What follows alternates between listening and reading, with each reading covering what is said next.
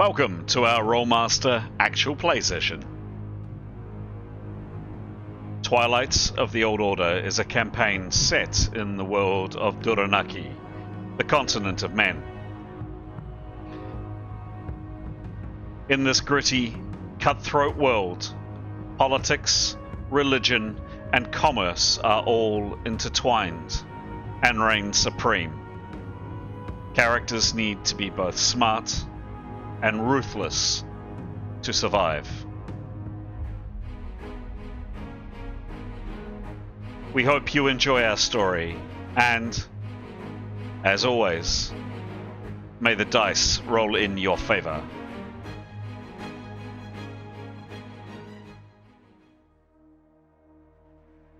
This is episode 101 of Twilight of the Old Order. The Twilight Party have arrived in the free city of Ritana and are planning their next move. We pick up the story as the party are arranging themselves for whatever may happen during the performance of Grand Bazaar Lodge. Hello, I'm Chris, otherwise known as GM Chance, and welcome to our story.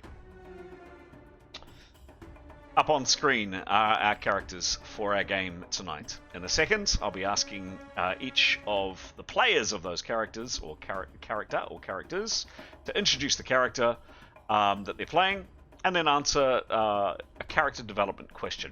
I send out a number of questions out to the team a few days before we play. They mull it over, and then they answer on behalf of their character. Helps us flesh out the particular individual, helps us understand, and helps the players understand a bit more what they're playing.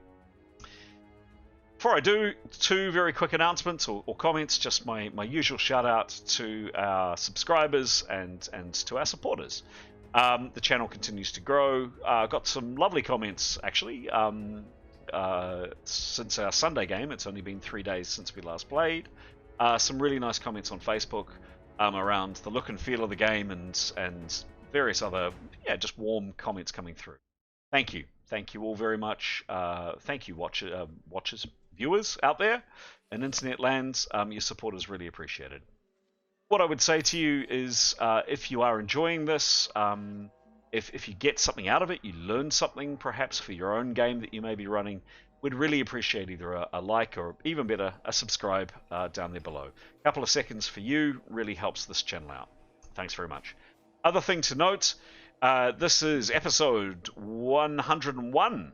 We started recording these games around episode, from memory, around 82, 83, something like this, for this particular campaign. So there's a lot of material and a lot of story that's happened before we started recording these games.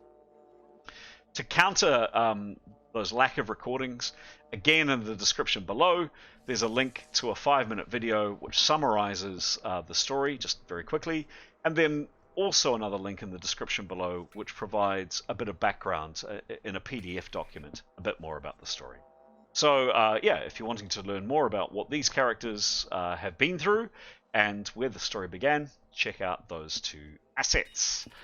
Right, as promised, we are kicking off with our party tonight, and tonight we start with Graham. Graham, take it away, please. Hi, so I played two characters in this game, and the first of those is Severin Kydegard, who is a Northman.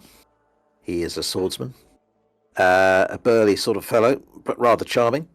A dab hand with his sword, as you might expect. He fancies himself as a bit of a leader, and in terms of his catchphrase, I think might be something along the lines of, "I think we should, ... Second character, Tenya, who is an elf. Oh, sorry, coming. I missed my cue. Thank you. Tenya Anastasia, who is an elf, a hunter, very adept with her bow, a bit spiky, a little bit difficult to get along with, particularly if you've just met her, but you get used to her after a time. She's from a wealthy background, has very refined manners, and is slightly snootish. In terms of a positive trait or habit that another of the party has that she admires, and why I think probably it goes from most of the party, but probably Jada for her selflessness and constant help. Truth to say, this party would have died many more times over had Jada not been around to pick up the pieces. So that is, she feels that very keenly. And not that long ago, actually, Jada sort of brought her back from near death in a strange other world in which she found herself, and she was a very welcome person to have along. And now she's free of her inbuilt demon, even better, which is great. So, with that regard, I should hand over to Jada and to introduce herself. Oh gosh, Jada's blushing. So Jada's extremely tall, 6'7". She's extremely religious. She's extremely happy to use a quarterstaff, and extremely Arab-looking. She's a healer, and her catchphrase is something along the lines of "Let's pray. You guys should pray. We should pray." Things like that. Excellent. Thank you. You don't have much of a choice in terms of who to pass over to, because we have a couple of players coming in a bit later this evening. So, Pete, take it away. Pete. Oh, thank you. Kia ora, I'm Pete, and I'm playing... Nicholas is my character in this campaign, but I'll also be playing Grey tonight. So, Nicholas is a half-man. Sorry, not a half-man. He's a common man. Small sort of fellow, small and unassuming. He's a spell user. He uses mentalism spells, so quite a subtle magic user. A nice enough guy. Sometimes a little odd.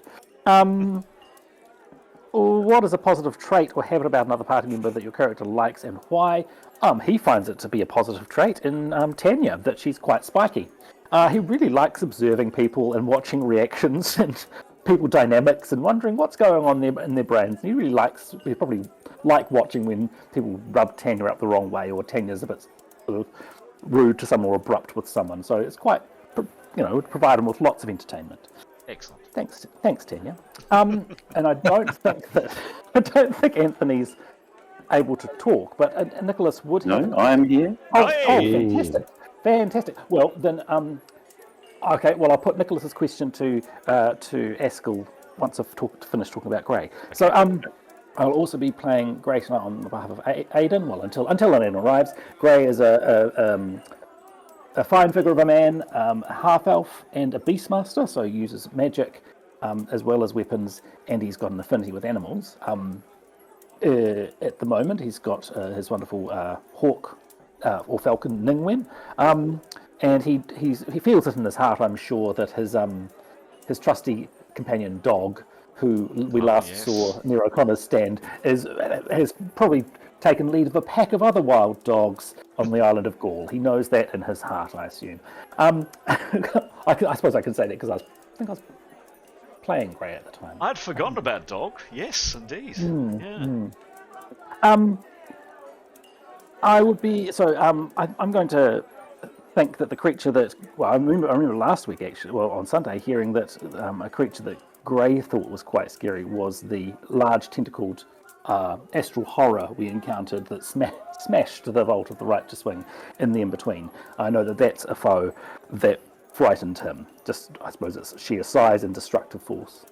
Cool. Yeah. Thank you very much. The question that Nicholas would have for Askell, perhaps he would have tentatively asked, or quietly asked in the in-between times of us settling before Askell and Jada went to the Ulea, would have been just a quiet wondering about who Dina is, because we've heard as players, we've heard him.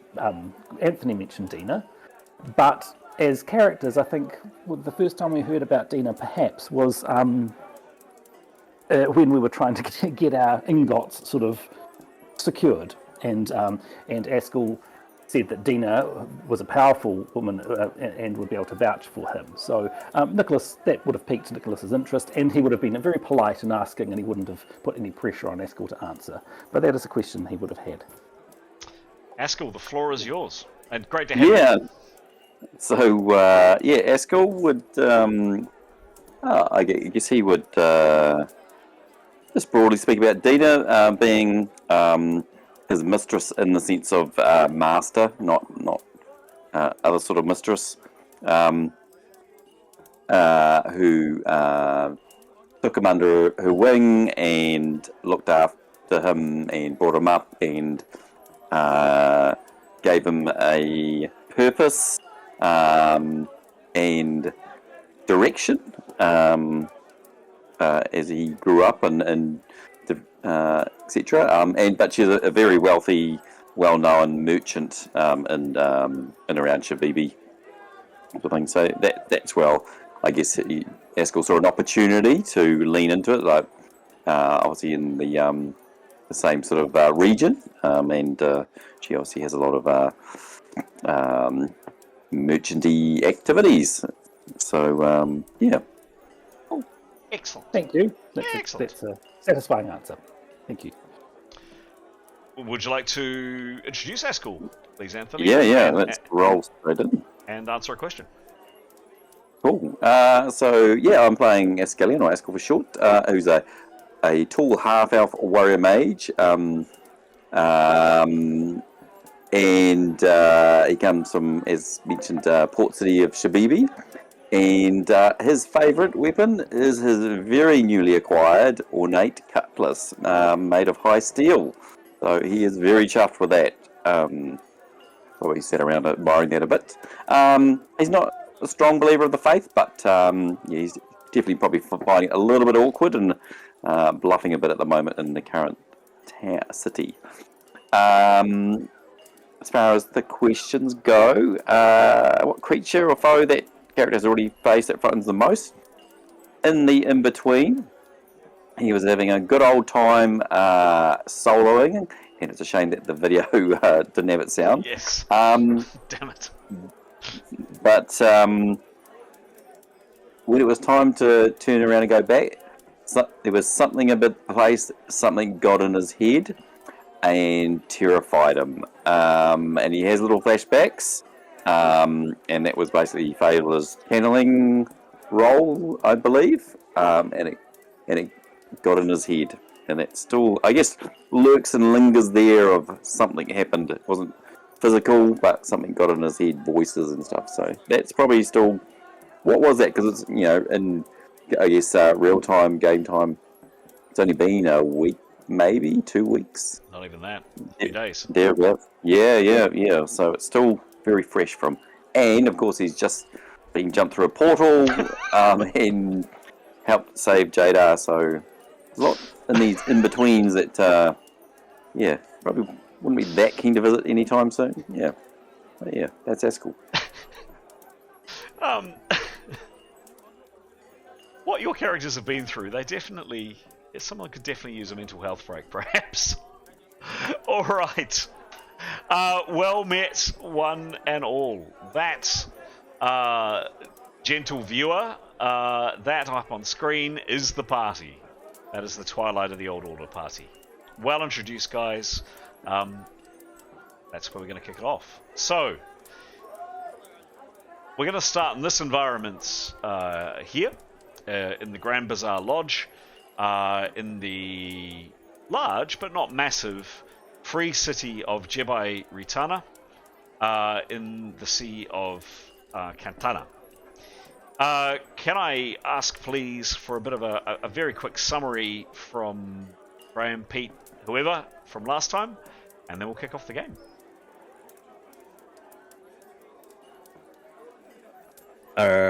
Okay, well, I'll start. Maybe Pete could correct all the mistakes I make. Bound to forget things. But essentially, last week was a shopping spree. Well, we didn't actually buy anything either, so it was a very unsuccessful shopping spree. But we were just combing around town, really looking for a few items that we might pick up and finding out how much they might cost, given that we have stashed in Currently, we hope some significant funds, which we're not able to get our hands on yet. So once we do that, we may be able to buy a few items that we need for the next stage of our adventure. So we've been trotting about doing that. Nicholas has been in the library researching the spells, and pleased to say that Jada is, while feeling a bit ropey after her exorcism, is nonetheless back with the party again and with us now. And where are we? Well, we're back in the complex of the hotel at which we are lodging, and we are doing a favour for the proprietor, which I will let Nicholas explain, or rather Pete explain, since he will be doing the deed. Oh, that sounds. I think you did a good job.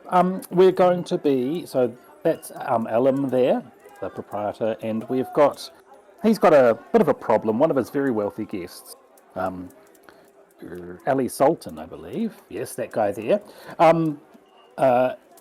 is of a schismatic branch of the Altuma faith.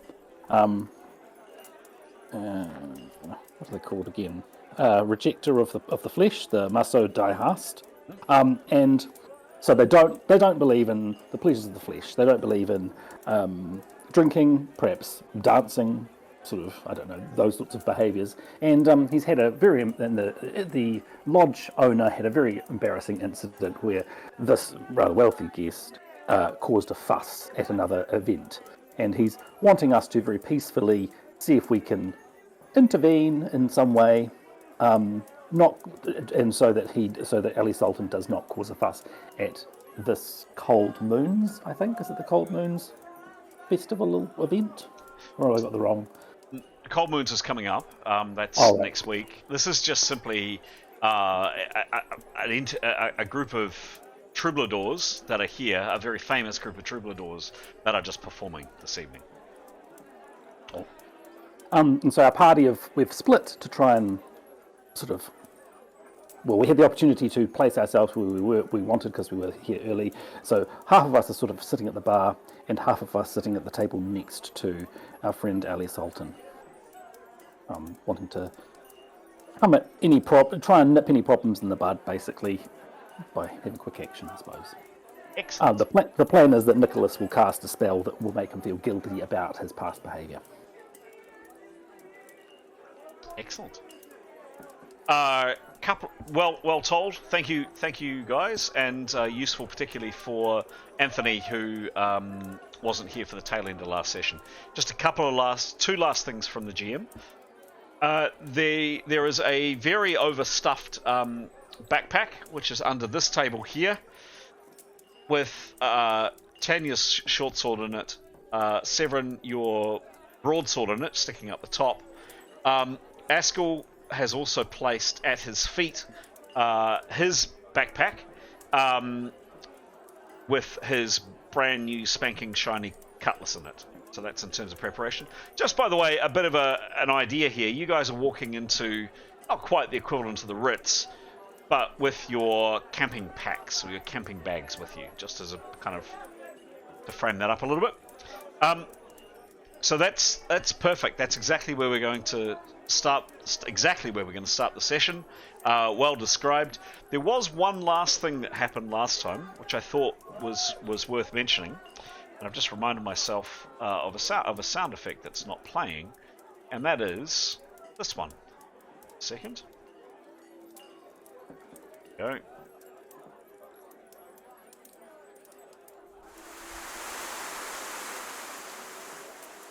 Just hear this on the roof of the Grand Bazaar Lodge as you're settling in. Switch the volume down a little bit. The rain is important because last session your characters went to a place called the Painted House with the intention of wanting to gain an audience with an important person there. I won't go into details of who that is.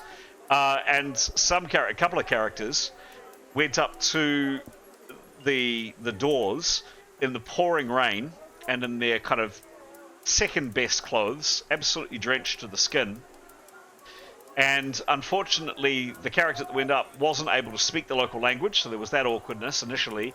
And then when another character who could speak the local language, when Jadar came up to assist, or I think it was actually Askell that came up to assist, the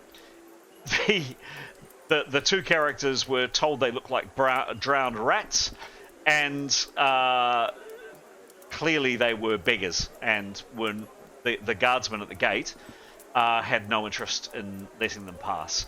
And to be fair, maybe the equivalent in perhaps real world might be showing up to, I don't know, the Prime Minister of Singapore's residence, city-state kind of thing, in the pouring rain, in, an off-the-rack suit, drenched in rain, saying you're very wealthy. So not wanting to, pardon the terrible pun here, but rain on India's buddies by parade. But that was how the thing unfolded last time. So in terms of winning friends and influencing people, the guardsmen didn't seem particularly impressed when the party came up to try to get through the door. That is where we're going to start the game. Are there any qualifying questions? Anything that we need to discuss? Anybody need to know anything before I click the music to start the game? But sorry, before I do, I don't mean to be dismissive or unkind regarding the description of the incident at the door in the pouring rain, but that's how the guardsmen would have seen it, basically. Any questions, guys? Nope. Going once, going twice, go on. Let's start the game.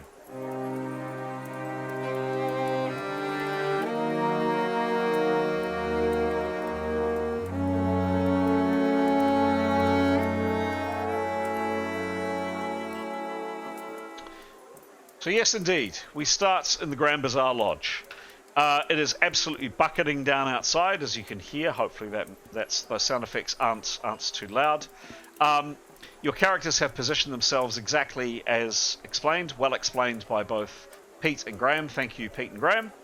A couple of last things. There are a couple of, for want of a better term, bouncers or security that Lim, the host here, had employed. This gentleman here, one inside the door and one outside the door, just here. Very quickly, probably more for Anthony's benefit. By the way, Graham, I managed to get this working when I checked. Is it not going to work this time? Maybe it's not. Top down. Oh, it is. There we go. Oh, for goodness sake, why is it not working? No, okay. There we go. That's what I wanted. So Anthony, probably for your benefit, in terms of the layout of the Grand Bazaar, your characters are staying. This is their lodging here. So this is the place that they've been eating and drinking when they've been during the course of their stay here. But it's not actually the building where they're sleeping in. The entranceway is through here. Whoops. Through here. You can see there, there's the main doors there. Tables, etc. here. There's the bar along there. Kitchen out the back. Bathrooms here. Doors to the bathrooms here. Stairs, going upstairs, you're assuming to other lodgings. And there's also a door here. As mentioned, 3 characters are sitting here. Severin, Tanya, and Jada. Gray, Nicholas, and Askell are sitting at the bar. And that is exactly where we're going to start the game.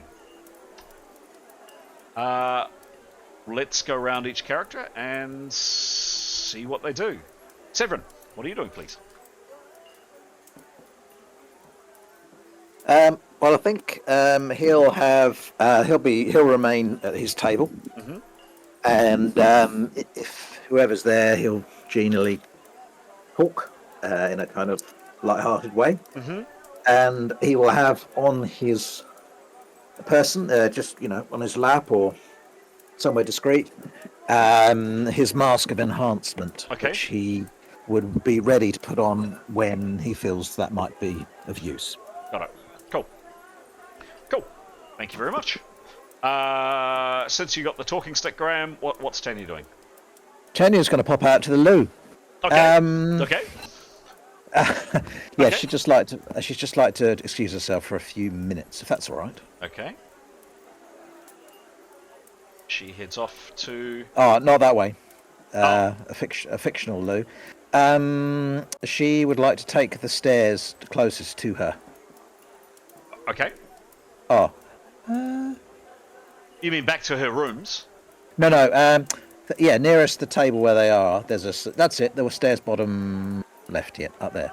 Here. Yes. Okay. You're not sure what's up here, of course. You haven't been up here before. No, stairs up and down. No, just up. Just up. Okay. Okay. Okay. So she heads up here. Yep. Okay. Cool. Excellent. Jada, you are at this table. Yeah. Now you're getting quite a lot of information, certainly more so than your companions, because by far and away the predominance of language in here is Haradanian, your native tongue. There is Southron, and there are occasionally snippets of Westron and other languages too. And some of the rest of the party can understand Southron and various others. There's a bit of Thibronic as well, but definitely most of the patrons are speaking Haradanian. So you're picking up bits of conversation, etc. What actions are you doing, please? Oh, because of that, I'm going to see if anyone wants me to hide their weapons, and then I'm going to go off to the loo to... Oh, actually, I'll just prepare to be invisible. Okay. And then ask everyone if they want to just pass their weapons, hide it under the table, so I can put them in my cloak. And then when my spell is prepared, I'll go off to the loo and become invisible. Okay. So I can wander around listening to people and being safe. Okay, sure thing. Yeah, it's worried you, hasn't it? Well, hasn't that worried you? Uh-huh. Who me? Yes, has that foiled all your plans? No plans. I don't exist. This voice you hear is just a hallucination. There is only the dice. There is only the dice. All right. I'll come back to Severin in a second, to Severin's reaction to that. I will say probably you've had enough time. Did you want to check? Did you want to ask Tanya the same question before she headed away? Jada? Oh, yes. Yeah. Okay. So Jada, you're in the process of getting up to head upstairs. Yeah. 3 characters at the bar: Gray, Nicholas, and Askell. Let's start with Gray. Gray is going to make conversation with Nicholas. Mm-hmm. Just sort of make sure that he's got his pack at his feet. He's got his, I don't know, hopefully making that as discreet as possible because he's got his axe in it, I believe. I didn't realise he'd brought one as well. Okay, yep. I thought I wasn't paying 100% attention, but one of either Askell or Gray did last time. Askell did, definitely. He brought his pack and his cutlass. I don't think Gray did. I might be wrong, but I know Askell 100% did. I'm pretty sure Gray didn't, actually. Yeah, I thought only one had. So, yeah, I guess it's Askell who's got it. So, Gray does not have his weapon. Mm-hmm. But, yeah, so he will just... I'm sure he'll have a dagger or something. Mm-hmm. Yep. I think probably everyone would. Sure. Yeah, so he'll just sit and make conversation with Nicholas. Okay. And Askell. Nicholas was hoping, and he'd make Askell aware of this, that Askell was going to sit on the same side of the bar as them. Okay. So we're all... I mean, that's if Askell's okay with it. So sort of he wants Askell between him and the target. So if anyone's getting angry, he's got someone else in between them. Okay. This is Nicholas. Okay, let's go to Askell. Askell, are you happy to sit there? Yep. Okay. And I guess it would be just chatting with Nicholas and Gray, and then obviously doing that sort of half talking to them, but also half listening to what he's in and around the room. Yeah, sure. Is there? I mean, you know, it's quite annoying. It's beginning to fill up. By the way, you guys arrived when it was comparatively empty. Ali Sultan was already there. I'm not sure if I said that last time. I know he was planning to sit there, but I'm going to say he is already there with his 2 apparent bodyguards or guards. And the room is beginning to fill up a little bit and getting a little bit noisier. Is there any particular direction that Askell is trying to listen in for or focus in it? I mean, it's hard as it gets busier, of course. Not really. Maybe to his right. Okay. Yeah. Okay. All right. But otherwise, not really. Just just little tidbits and what have you. So. Sure. And Nicholas? He is going to I'll qualify this with what he said last time. He was suspicious that Ali Sultan was away, because Alan seemed to find it suspicious that he was away, and Nicholas has learned paranoia, so he is going to summon the Whispling and have it. Well, what's the height of the ceiling, and do you think? And does he feel that the Whispling could go unnoticed in this room? The height of the ceiling is relatively high. This is the Grand Bazaar Lodge, and it is a grand, beautiful, and as I showed last time, for Anthony's benefit, a sprawling complex. That's just a bit of the complex, and all of this is the Grand Bazaar, by the way, Anthony. It's got a high ceiling. I'm going to call it a 20-foot ceiling. So there's definitely well and truly enough room above patrons' heads. Would the Whistling be seen? What's the description of the spell, please?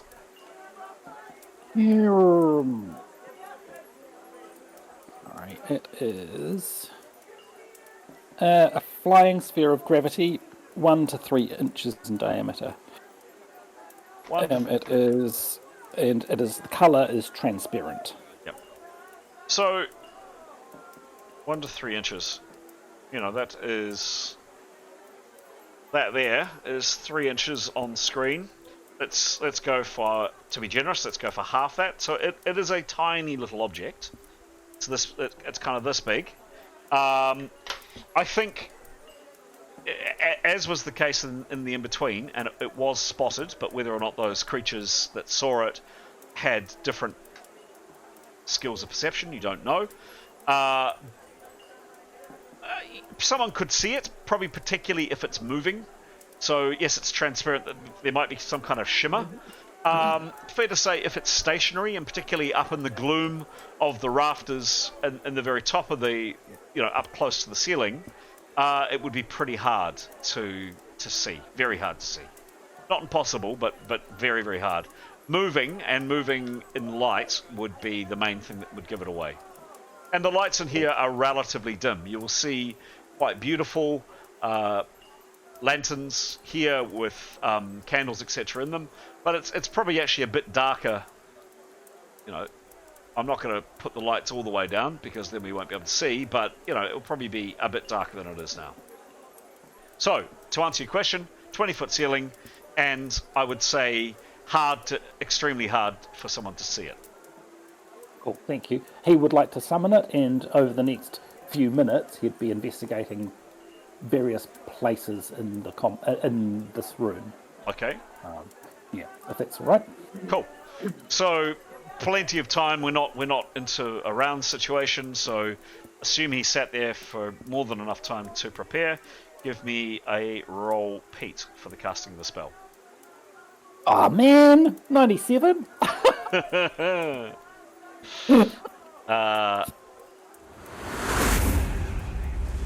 Probably wouldn't have sounded like that, but anyway. Yes, it's now summoned, and where do you send it over the next 5 minutes or so? He'd want to go investigate. So the plan would be, all of this movement would be up as high as he can to the ceiling, so when it moves the major distance it wants to move, it's in as dim as possible. Yeah. But he'd want to go in. He's suspicious of that. Well, I suppose that's where the performers are going to come out, actually, looking at how the stages and the stairs are, but the door behind Ali Sultan... the door behind Alan. I assume that has the feel of the performer's door, I assume. You don't... let's have a look. Oh, yeah. So you have seen it opened before, so this has been the main area that you've come and had your meals and the main area that you've been relaxing in, and very comfortable it is too. So you have seen that door open by staff, but only staff. Behind it there's a curtain, so the door opens and then directly behind it is a curtain, and you've caught a glimpse of a room behind it, perhaps a room with low light behind it, but more than that you haven't seen anything further. Okay, cool. I don't suppose Definitely there's no any... patrons have gone through that door. Yeah. Okay. Yep. So the Whistling I'd want him to sort of circuit the room, doing perception on anything that Nicholas finds unusual. Go and check the toilets. Okay. Perhaps not. Not being creepy about it, but go and check the toilet. That's kind of creepy, Pete. That's kind of creepy. Could, for viewers' benefits, those that don't know the system or haven't watched the previous episodes, could you describe what the whistling is and what it does? It's so it's a summons, and it's from a spell list Nicholas was lucky enough to learn, and it is just like the description. It's just a tiny flying sphere of elemental matter. So it's an elemental spell, and the element that's best suited Nicholas, I think, is gravity. Because it's sort of quite a determined force, and even though Nicholas doesn't always seem like it, when he sets his mind on something, he's quite persistent. So yeah, it's got some interesting properties. He can see through view the world through its senses by concentrating on it. So when he's directing it, he's only at 50% activity for other things, and it can attack.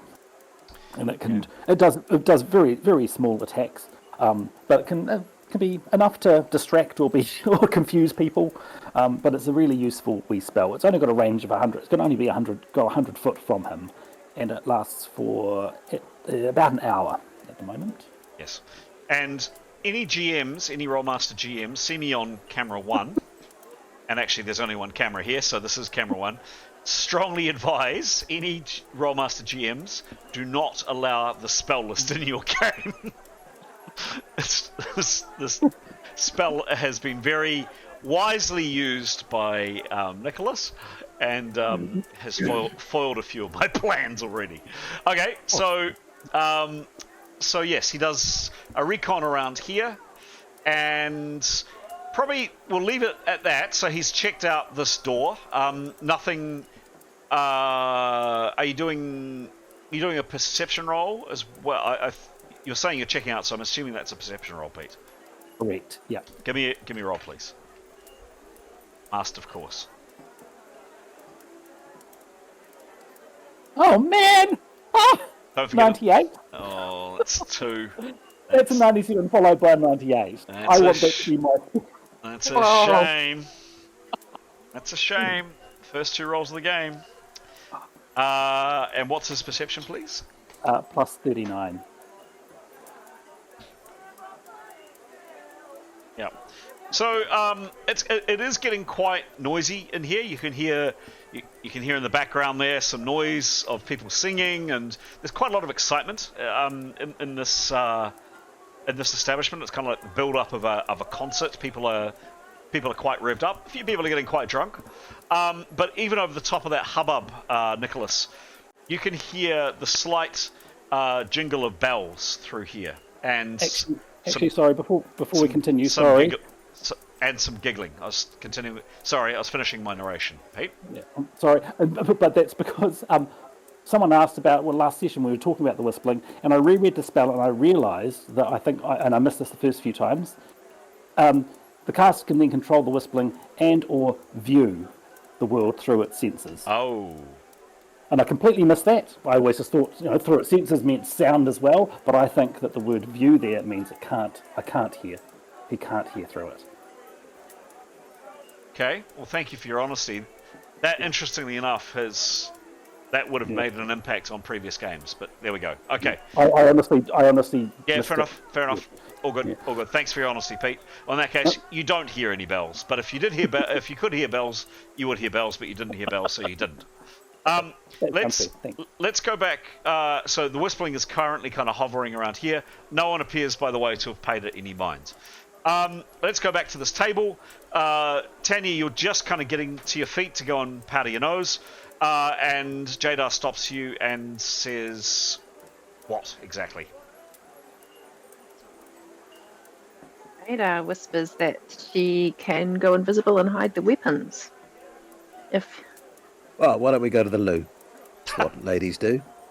yeah, Okay. Yes. Yeah. I mean, she whispers back. That's a great idea. I would, however, probably stay seated at the table because you'll likely there'll be so many people coming and going. You'll likely bump into someone, and we might need the weapons quite quickly. But that's a really good offer. Thank you. that is true. But I don't want to go invisible at the table in case someone notices. Because I'm so tall. Well, if you might keep still, notice me if you missing. keep still, you'll be all right. Okay. Okay. Tanya says that, gets to her feet, and starts heading up the stairs. Okay. Oh, so I think she's coming with me, isn't she? I don't. Are you coming? Are you accepting the invitation, Jada? I can come too, yes. Yeah. Just listen to what people are saying as I'm going past. Okay. Because you can't turn invisible, obviously, in front of everyone. That's No. might be a giveaway. Okay. Okay. You do realise there are toilets at the back or bathrooms at the back of this room as well. Yeah, we want to use okay. the toilets there. Okay, sure. Okay, so Severin is left on his Pat Malone, and the pack remains under the table. Very good. All right. A bit more time passes. Nicholas we'll just check in with Askell. Askell, anything else you're doing, or Gray if he's arrived? No.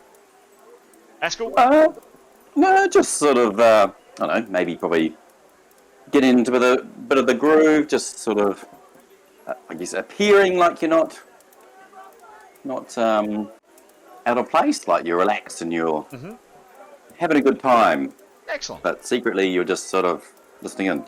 Okay, got it. I mean, this is nice, is probably a word to describe it.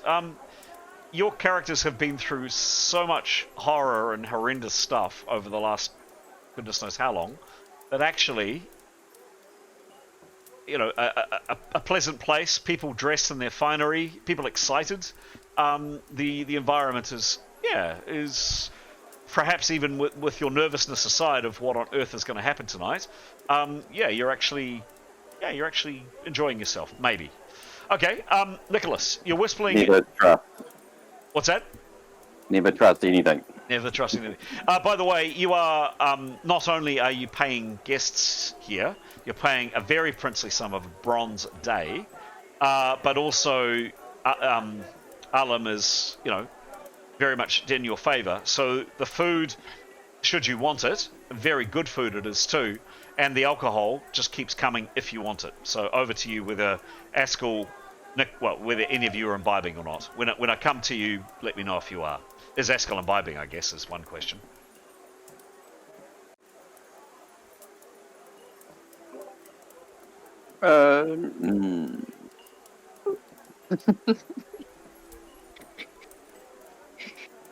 Alcohol is a sin. Yeah. Well, I was thinking that. Oh, we should get amongst it, but maybe not. I think conservative. Okay, sure thing. Knowing, well, I guess if we are being perhaps watched, we're probably always being watched. If we were to, even by our drinking or alcohol, not alcohol habits, it could allude to our background faith beliefs. So I think Askell would refrain from drinking himself. Okay. Like the infidels is fine. Yep. They can crack on. That's what they do. Well, no, El-Tumar does not have...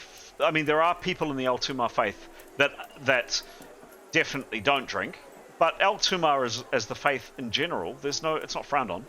And being promiscuous or sexual mores in El-Tumar are, relatively loose as well. So there's not... you are still considered a good member of the faith if you imbibe. Oh yeah, so it's not so Qatar like it's. No. Oh yeah, I think Askell's alright. Like, Okay. he can. Cool. He's probably a bit little conflicted because he's in, the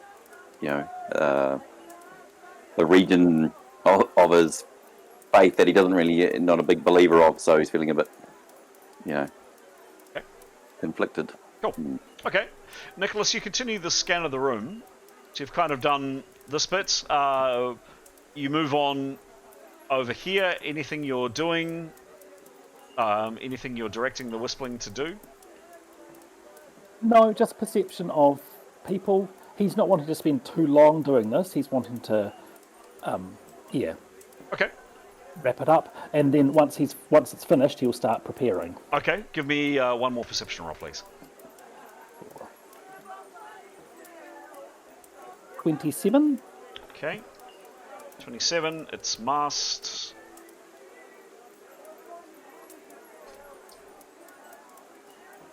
Okay. And again, please, the perception. Plus 39. Okay. So yeah, with that one, I'm going to say, the first perception kind of covered that chunk of the room. The second perception, kind of that chunk. A few things, and of course, guys, hard to say because you as players are hearing what I'm imparting to Nicholas. Your characters don't know this, so I'd just encourage you to roleplay and to keep what your characters know. Nicholas, you don't see anything out of the ordinary. Nothing here that strikes you as particularly weird or... there's nothing that particularly piques your interest. You do definitely catch... the Whispling does get a decent look at both Ali Sultan and his two... let's call them bodyguards. One here that is sitting down opposite Ali Sultan, and one standing over here. Ali Sultan himself is sitting, and if you can see the GM's camera, is sitting with his arms folded and a look of thunder on his face. His brows are furrowed, and he looks as though someone has just spat in his coffee. He is, he is looking around with this curled lip and a look of both scorn and anger on his face. His two guards, you can't see their faces, of course, because they have masks on. They are armed. So this city, you have noted, generally does not seem to permit people being armed. These guys are. They have a short sword each in their belts, and they have a decent-sized dagger in their belts as well. And they are clearly on guard. They are watching and listening, just taking the room in, and just absolutely checking out the room. And if there's a loud bang, someone sets their goblet down on the table with a thump, they're checking it. So they're definitely on watch. Other than that, Nicholas, you scan the room, and that's about it. Back to Tanya and Jadar. You head upstairs. Yes, indeed, it is the upstairs part of the lodging, which is... We can see part of it here, except this building is rather inconveniently in the way. You head upstairs. It is lodging, probably lesser quality than the areas that you're in. So you're in these beautiful suites. These are definitely more common rooms or common places to sleep. Still private rooms, but definitely not as salubrious. You do find a privy in reasonably short order. You see someone coming out of it, and there's a small basin and a jug which they've just used. Pretty clearly, it's the facilities, and the two of you slip into the door. What do you do? If I'm passing somebody, Yep. Tanya will ask Jada to ask. Is there a door out into the courtyard from here? Okay. If Jada doesn't mind. Yeah. So the responses are no. They look a bit puzzled. No. It's just rooms upstairs, as far as I know.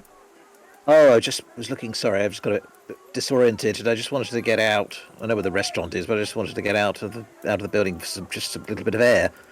Oh, you're best. Which is the quickest way out? Well, you're best to go downstairs and out the main door. Oh, okay. So there's no other way out of this building. Not that I know. So I don't want to speak to my partner. To be honest, we've had a bit of an argument. So I can't slip out anywhere, can I? I don't know. I'm a guest here, but as far as I know, okay. The best way to go out is the front doors. That's what I do. Okay, Are you good. Are you Fire sure? exit? Are you sure you're all right? She says, "Fire, Jada." Just a bit of a tiff, a bit of a disagreement. Yeah, Honestly, the man never listens to me. What do you do? I saw. Again, this is translated through Jada, but yeah, I saw who you're with. He's got quite a jaw on him, doesn't he? He looks like a bit of a unsympathetic man. Your typical macho male never listens to a thing I say. It is a woman you're speaking to, by the way. There's an appropriate amount of tutting, and she touches you on the arm and smiles, and heads off. So I guess I'll assist Jada in getting her back out of the bathroom invisible. I guess Tanya's looking for a way out in case they need to come out this way. So if that's a window, that's fine. If it's a door, even better. Maybe in the loo. In the loo, could be in the loo, could be in the corridor. Yep. Just looking for any point of egress. Yeah, so if you imagine the story above is obviously the same rough dimensions as here, and you've come out of it's hard to kind of show here, but if you imagine coming up the stairs, along, and then along here, and the bathrooms, you see this booth. If you imagine a floor up where this booth here is, there is a bathroom, or a privy. Not quite sure what we do at the plumbing, never mind. And yes, in that bathroom, so a floor up from here, pretty much like this. There is a window like that. You can see the window. Whoops, you can see the window there. There is a window like that on the next in the bathroom that you've seen. That's the only window. Okay, and what would the drop be from there? Well, I said the ceiling below is 20 foot, so call it another 6 foot on top of that, 26 foot. No, right, quite high. Okay. Cool. All right. Well, so yeah, I guess Tanya will assist Jada. Wait till she's invisible. Open the doors for her on the way back, giving her plenty of room. Okay. And if Jada suggests you keep close to my back without touching, and I'll make sure the doors are open long enough for us to get through. Okay. Sounds good. Good idea. Jada, after preparation, give me a roll for the spell, please. That is 65. Success! Jada, you are now invisible. Awesome.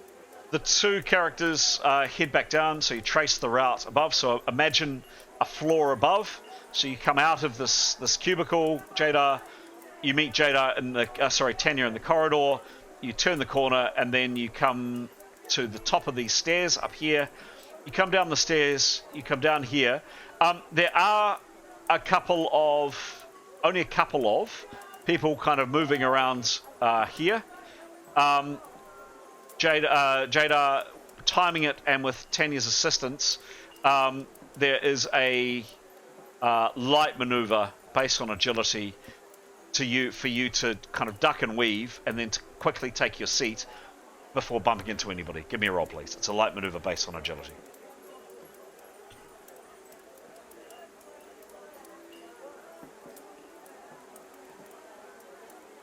It's a 4. That's not good. That's a And fumble. do I add on agility? Oh, is it a fumble? Yep, roll again.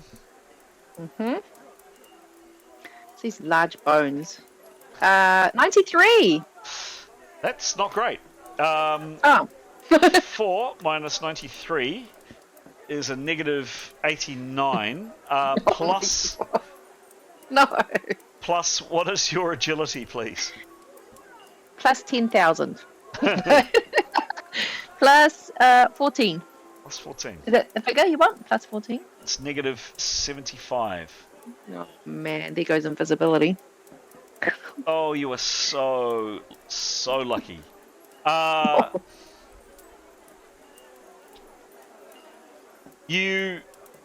So the result, now you could, it was a light maneuver. Had you kept on rolling down, you could have potentially fallen and broken your arm.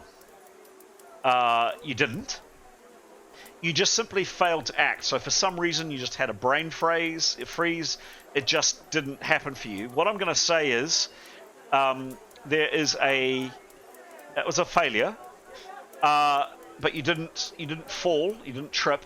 But I did say you needed that light maneuver to make your way through and to avoid bumping into people. So you didn't bump into anything. But there is a chance, I'm going to say a 15% chance, because you've got Tanya there to help kind of guide you. Don't forget, you're trying to guide an invisible person. There's a 15% chance that somebody else just happens to stand in, or attempt to walk through the space that Jadar is in. So 15 or under, and you're visible. R space, whoops. Damn, I knew I should have prayed first. Exclamation mark, R space, D 100. 15 or under, and someone bumps into you. You ready? And here it comes. You're fine. So basically what happens is you manage to get down, well, fewish, you get down to the bottom of the stairs, with Tanya kind of either behind you or beside you. There are other people milling around. I mean, you obviously try to time it when there aren't other people there, but I'm going to ask, for that round, you're safe. For the next attempt to get you from where you are now, because you didn't really make it any distance, give me a roll, please. Again, a light maneuver. You're very lucky with that. 65. 65 plus 14 gives you a 79. 79 is success, 100% successful. So with Tanya's assistance, you weave through this bounce, where this bouncer is, and Tanya, you take your seat back here, and Jadar, you take your seat here, and you breathe a sigh of relief.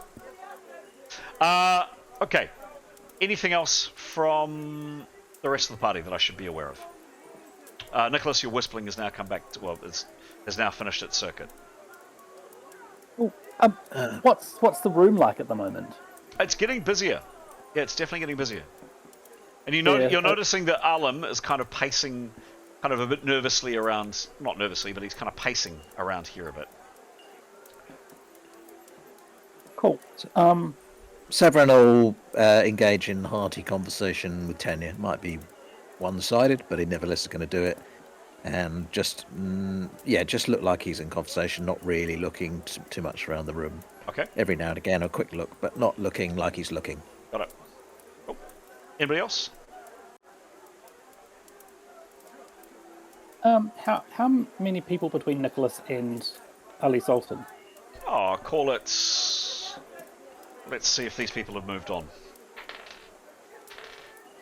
Yeah, so, people are milling around and moving. She's headed over here. Oops, no, she's headed over... No, not up there. Ugh. I love the software, but sometimes it can be a little bit cantankerous. There we go. The guards there. Yeah, there's one person. There's this Arab gent who's just... or this gent in a turban who's just kind of hanging out where he is. This woman is now sitting at this table. I think so. We've been here on other nights. If it gets crowded, Nicholas won't be able to cast his spell because he'll need sight, I assume. Yes, at the moment you've got. Yeah, it's not full yet, definitely. But it's sort of getting there. It's getting there. Yep. Nicholas, with the pre-arranged signal, will probably just take a casual glance over at Severin and Tanya to indicate that he's about to do his spell. And once he's got four rounds prep, wait for a reaction from them to show if they're ready or not. Yes, they're ready. Yep. Oh well, yeah.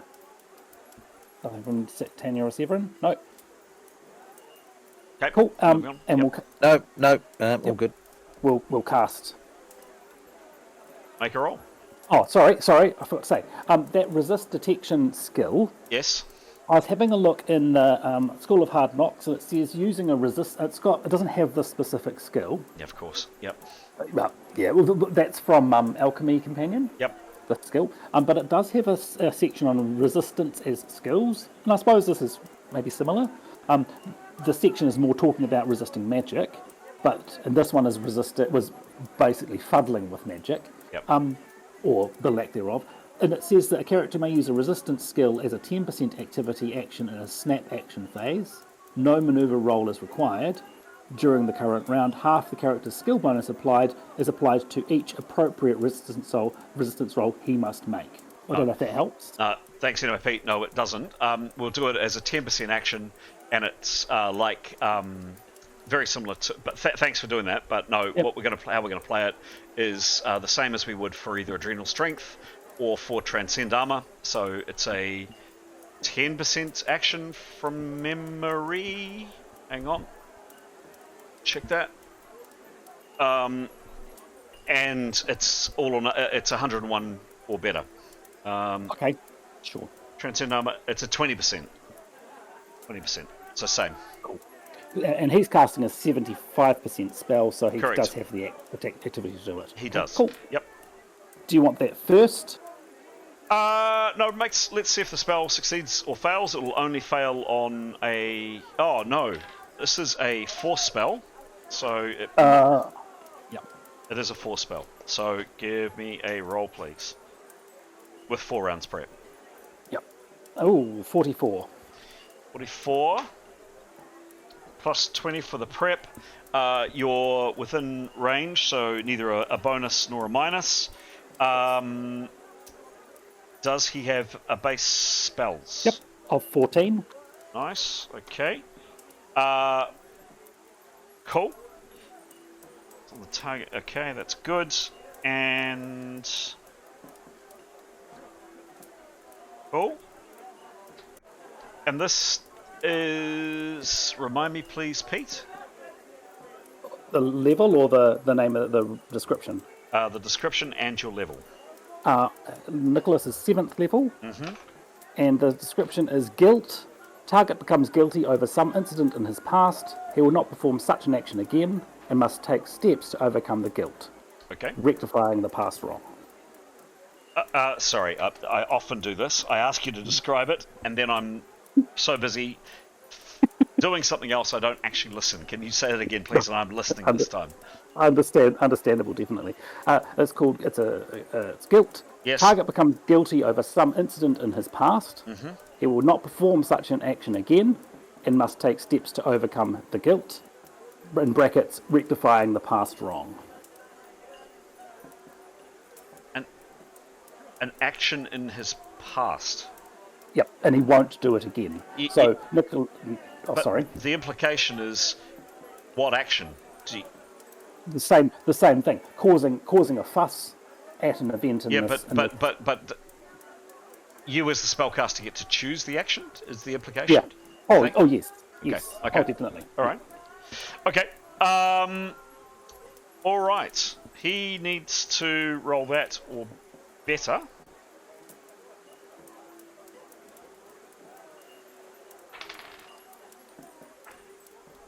Okay.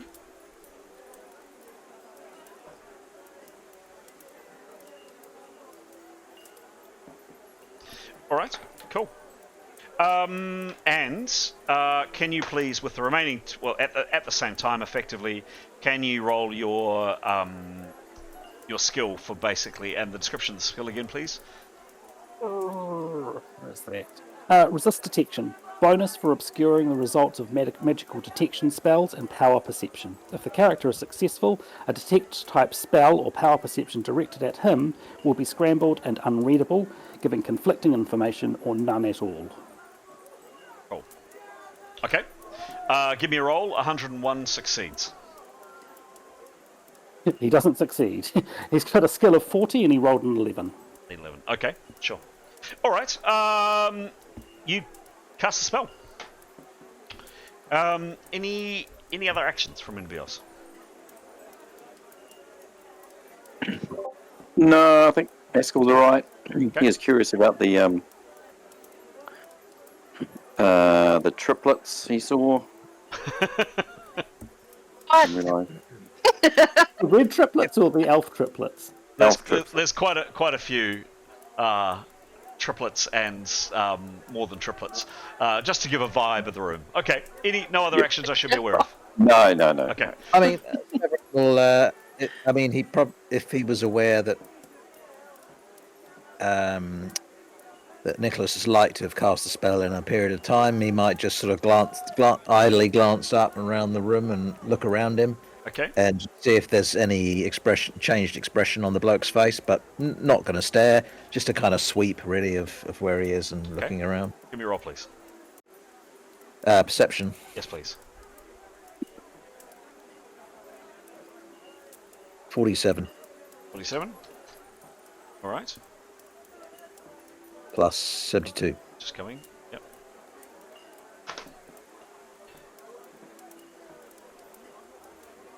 Cool.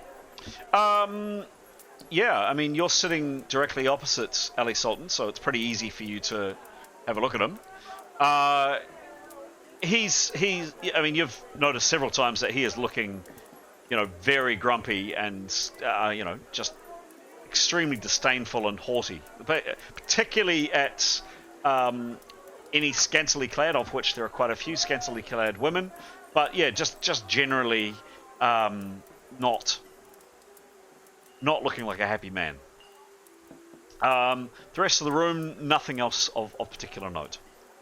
So a bit more time goes past, maybe another 15 or 20 minutes, and the room is definitely a lot busier.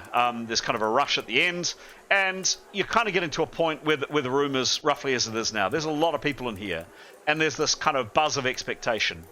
And Alim, seizes the moment and kind of looks around the room, and you see him nod towards the security guy here, and his eyes kind of slide past the three characters here and the three characters at the bar. Nothing actually is exchanged between them, but he definitely meets your eyes if you're looking in his direction. And he grabs. He grabs. Hang on a sec. Hang on. 1 second. Just hold for a sec. I was going to say Nicholas would have tried again in that time.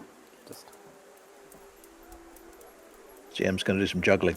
Yeah, hopefully. He's going to come in with his outfit. And his jingle and his bells, apparently. Yeah. I heard somewhere there might be bells. Oh, I heard that. I mean, I didn't hear that. There he goes. He's He's just putting his costume in now. Oh, There he fantastic. goes. Here he is. There he is. Ah. So this is what I used to do when I was based overseas in terms of an announcement at the evening. Pete, did I hear you say that you'll have tried that again? He in that would time? have, yeah. Okay, Yeah. give me a roll, please. I didn't want to interrupt the flow. Yeah, well, thank you. I appreciate trying to narrate and not be interrupted. That's appreciated. So, yep, give me a roll. Oh, okay. Same idea. Give the nod to people over in the other room. Actually, he's going to keep going. Within reason, he's going to keep going until it works. Or something else happens. 71. Okay, and plus 14, plus 20. Yep.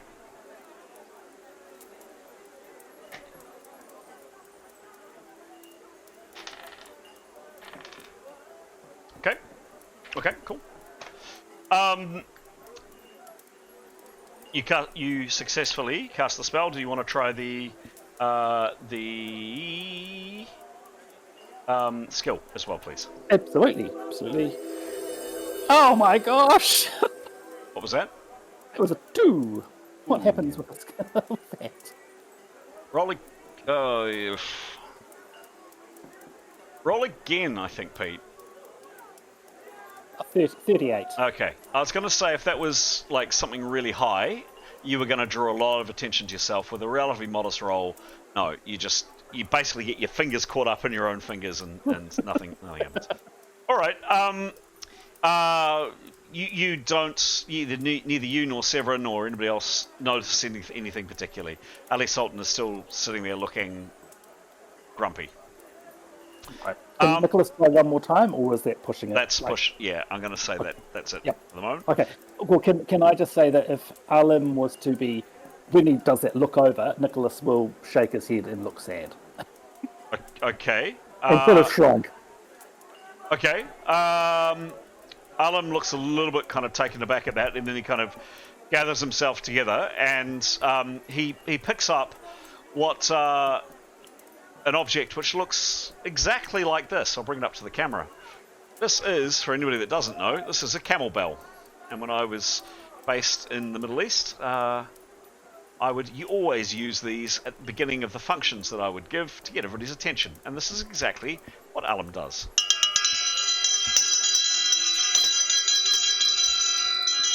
Doesn't seem very loud. Anyway, I hope that's loud.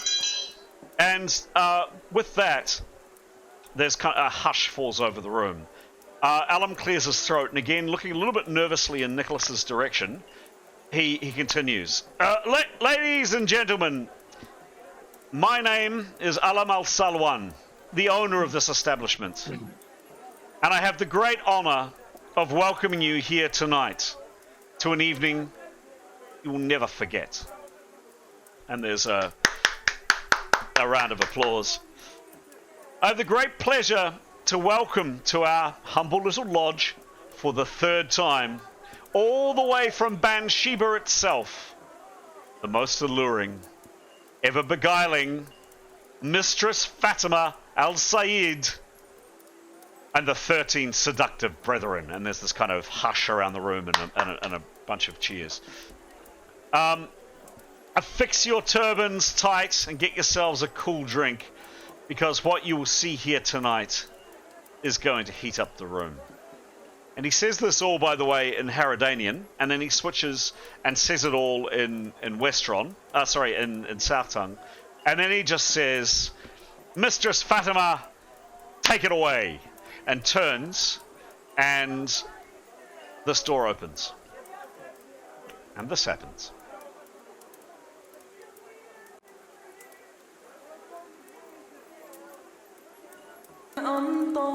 Yep.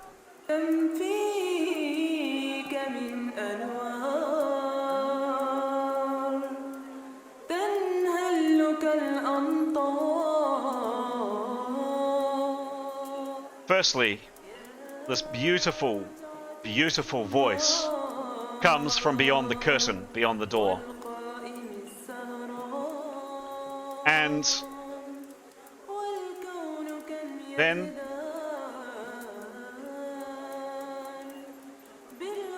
a woman steps out, and she looks like this.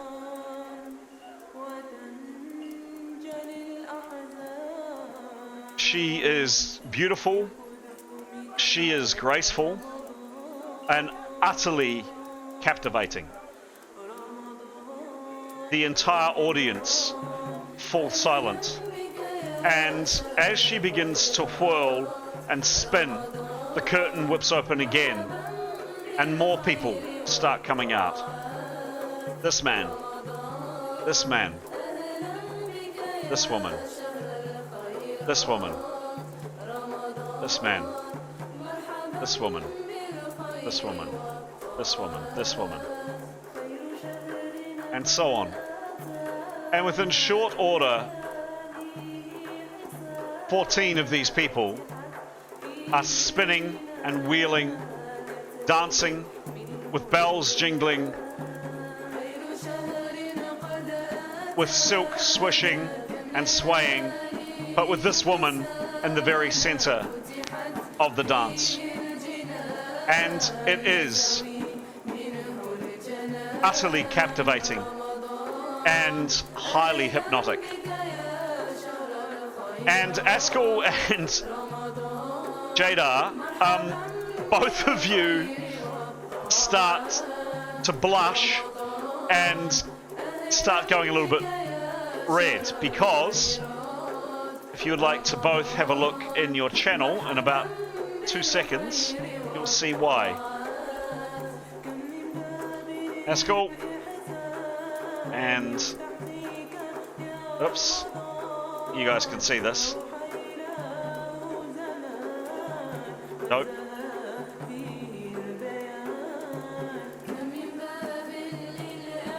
There we go.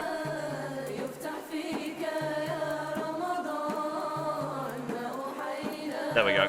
That's what I'm after. Jada, just coming into your channel.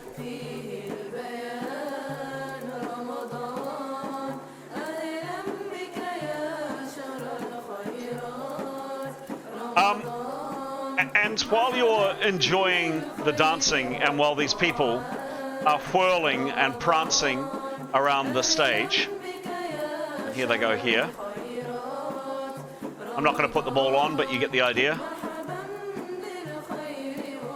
You all notice that the dance and the moves are becoming increasingly more risque, and the dancers are increasingly losing clothes, and the dancers definitely becoming not quite straying into the bounds of pornography, but not far off. They are amazingly talented at what they're doing and utterly captivating. And the room is just transfixed. I'm going to go around each character and ask for any reaction. Let's start with Askell. Askell, anything you're doing? Yeah, it was, so even though it is risque, Askell's not as probably because he's not as fully into the faith. And he's been travelling and what have you. He comes from a port city as well. He's seen a few things, so yeah, I guess he's probably a bit entranced by it, I'd say. Mm-hmm. Okay. Any other actions I should be aware of? After the time barely a week ago in the in-between, like, could have lost his life or did lose his life a few times, so yep. Might enjoy life. Okay. Yeah. Brilliant. Otherwise, he's just enjoying himself. Fantastic. Let's go to Severin. So Severin is going. When the speech started, he had decided to slip on his mask. Okay.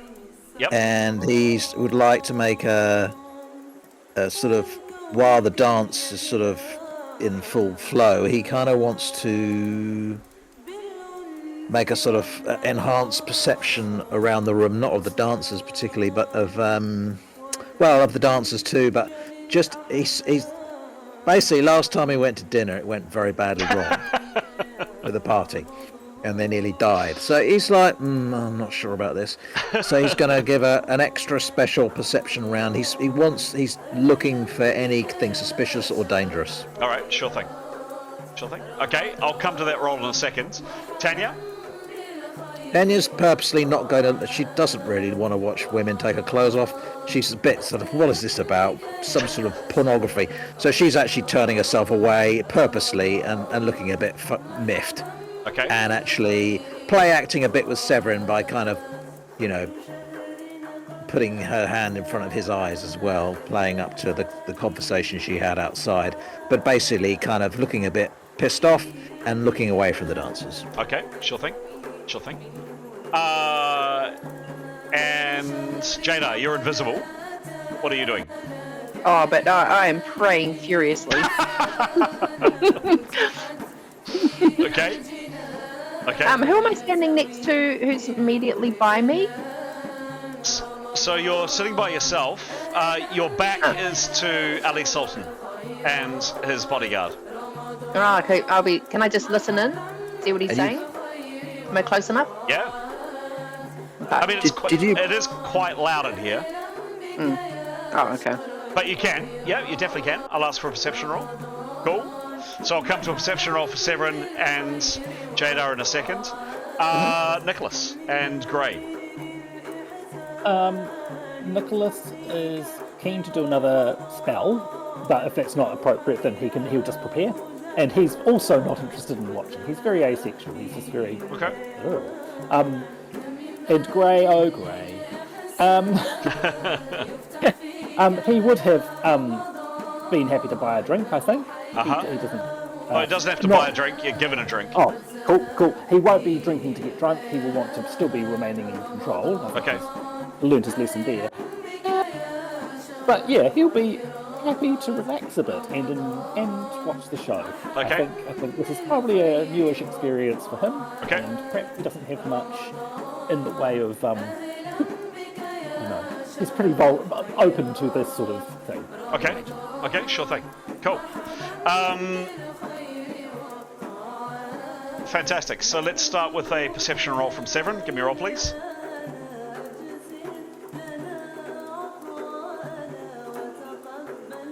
$23. And that's his normal adjustment is plus 72. Yes. With that mask, Yep. it's a plus 25. Okay. Okay.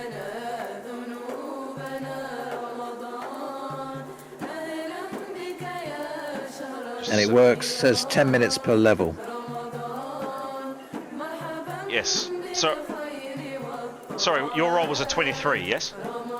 Yes. Yep, cool, thank you.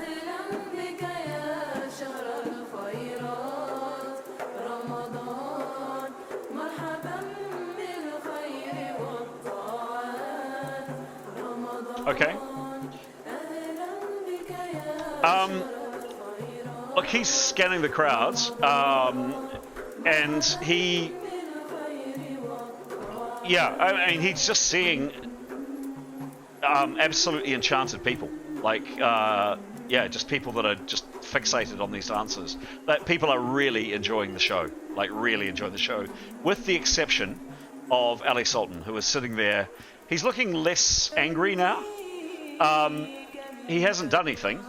He's just sitting there watching. That's all that Severin notices. Okay, well, he'll... Yep. Obviously he's got that going for a while, so he'll continue just to do that. And I guess he's checking for just something out of the ordinary, a funny look, a funny exchange, you know, all that. Yeah. Got it. Doors. Jeddah, give me a roll, please.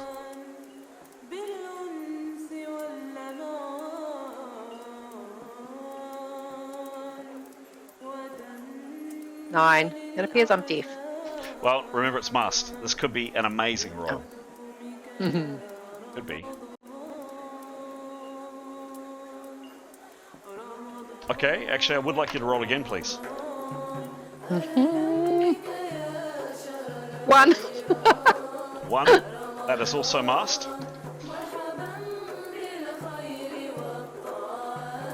What's your perception? Plus 15. Oh, wait. Oh, no, hang on. Perception. It is...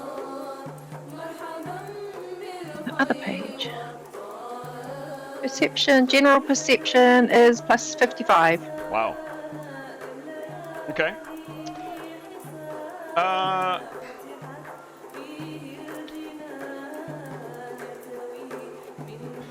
So tell me what you're doing and what you're mainly focusing on, Jada.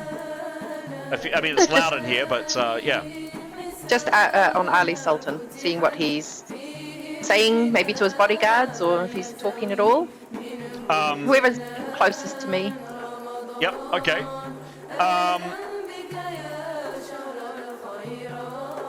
Okay. So So you do hear a few words. He's not speaking Haradanian, interestingly enough. Or if it is, it's a very strange version of it. So you're not able to pick up much of what he says. But you know, he's increasingly looking like he's getting bored and he's wanting to go. Is the vibe you're getting? You do catch one word about, you know, leave, and that's coming across. There's one other thing too, and this is going to take a second or two, Jadar. So I'm just going to type in your channel. Just 1 second. So have a think, guys, about what's going on. But I'm just going to type something, Jada. It'll be a minute or so. Also, I think your sound's going funny, but is anyone else hearing it? Can you hear me okay, guys? It might be worth turning down the music, actually, I think. Yeah, it's your voice is sort of cutting in and out, making funny. How's that? Yeah. Is that better? Much better. Much better, Yeah. okay. Yeah, it's just the amount of music. Okay, Yeah. cool. Sorry, guys. Jada, just give me 2 seconds while I just type something in here to your channel.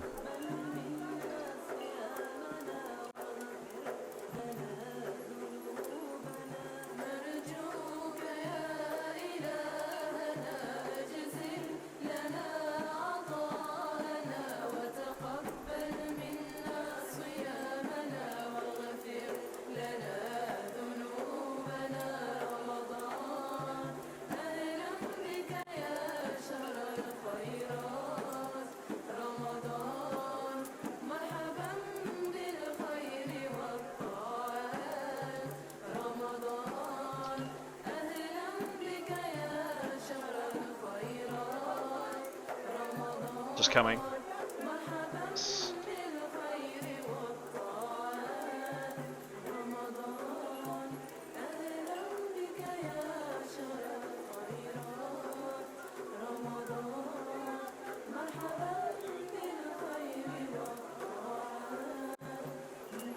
Okay, Jada, coming into your chat now, and if you check the screen,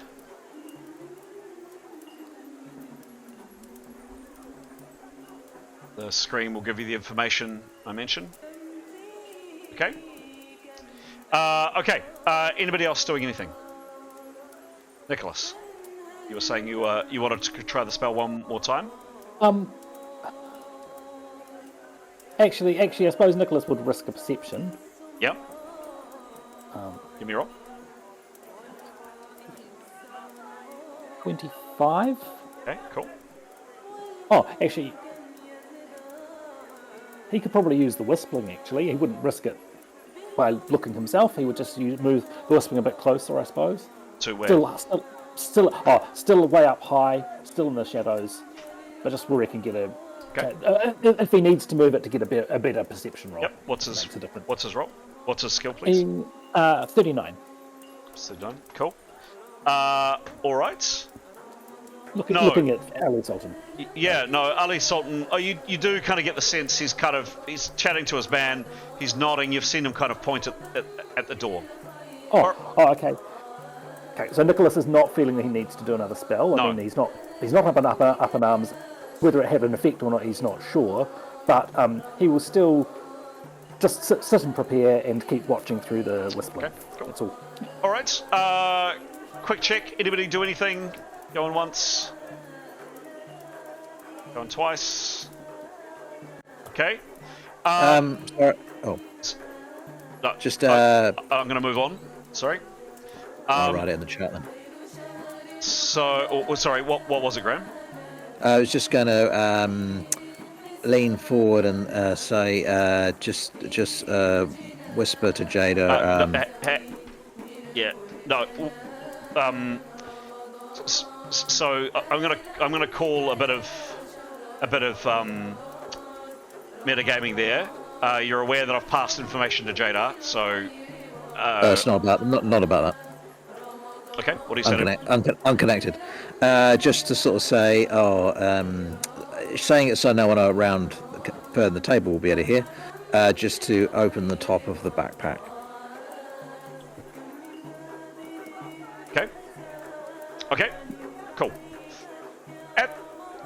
at this moment, Ali Sultan gets to his feet. The dance is absolutely going completely crazy. They're spinning and wheeling, moving, absolutely hypnotic. Quite really, really beautiful. Ali Sultan gets to his feet. His two-man, this guy here, gets to his feet. And as he's doing so, there we go. He's drunk. He is drunk. He's had way too much to drink. As he's getting to his feet, there is a scream. In fact, several screams. And you are aware of suddenly 3 men. This one here.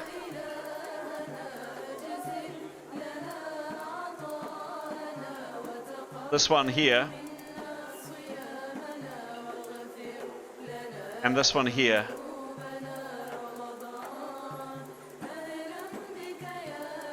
Leaping to their feet with daggers drawn and charging, pushing people to one side and pushing their way across the tables, yelling, screaming, and by the way, right now, the music stops. And so does any sound of frivolity and laughter, which I'll switch off in a second. So 1, 2, 3 of these guys, and I'll come to exactly where they're all moving in a second, screaming something at the top of their voice, knocking people aside, daggers, wickedly sharp, curved daggers in their hand, weapons drawn, the 3 of them. This map really isn't cooperating with me, and heading in this direction, heading over here, I guess towards the party in this direction, heading over here at least. They're screaming something at the top of their voice. Jada and Askell, you hear what they say. Everybody in this room who speaks Haradanian hear what they say. And they're a mixture of these 3 things, kind of all linked into one. And then we're going to go into rounds. So just coming into your channel now, Jada. So the 3 of them are yelling, kind of a mixture of these 3 lines. Just coming.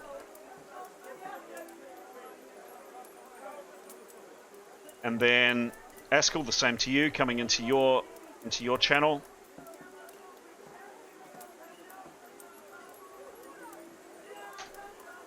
There we go.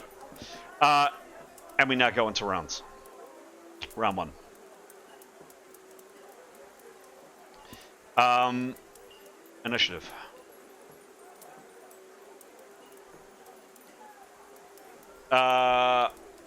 First off. Nope, not him. Next. No. No. Askell, what do you do?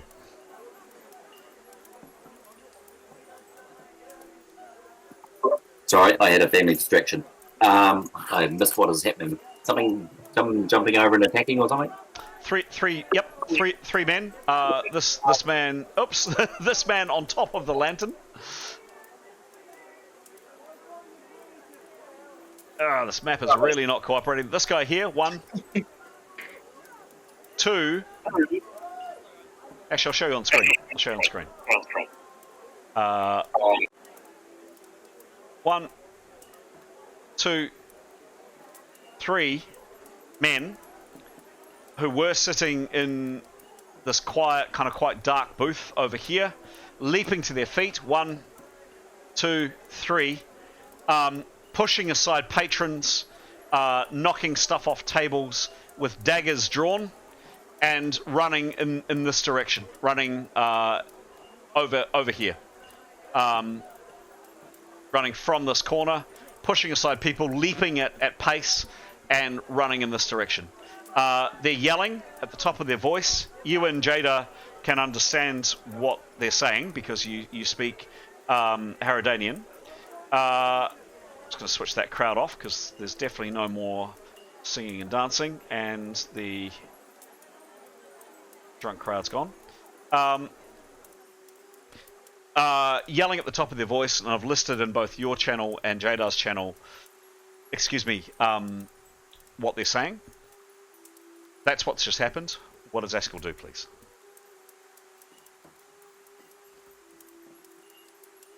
All I've got is something about the song being performed. I'm sorry? And Askell Talent just only talks about the song that was being performed. Did you say there's something about what they were saying? What they're saying? Yeah, they're yelling those 3 lines that I've popped into your chat. I don't have 3 lines. Oh, did I put it in the wrong channel? I did too. Sorry, I put it double in Jadar's. That's why you don't have it. I could have sworn I popped it in yours. Right. No, I didn't. I know what I did. It's coming. Sorry.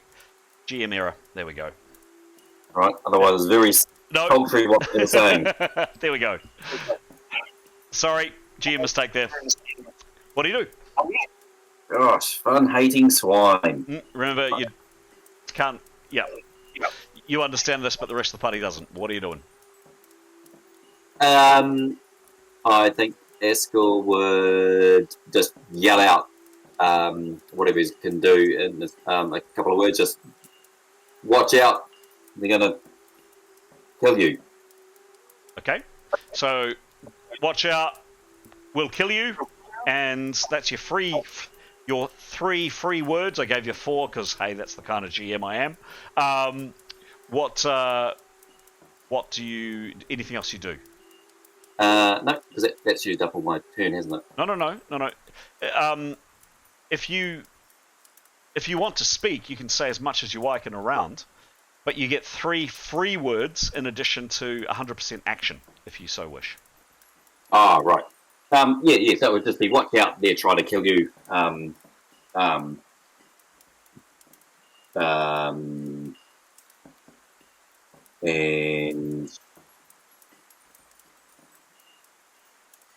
yeah, I guess he would probably start running towards them.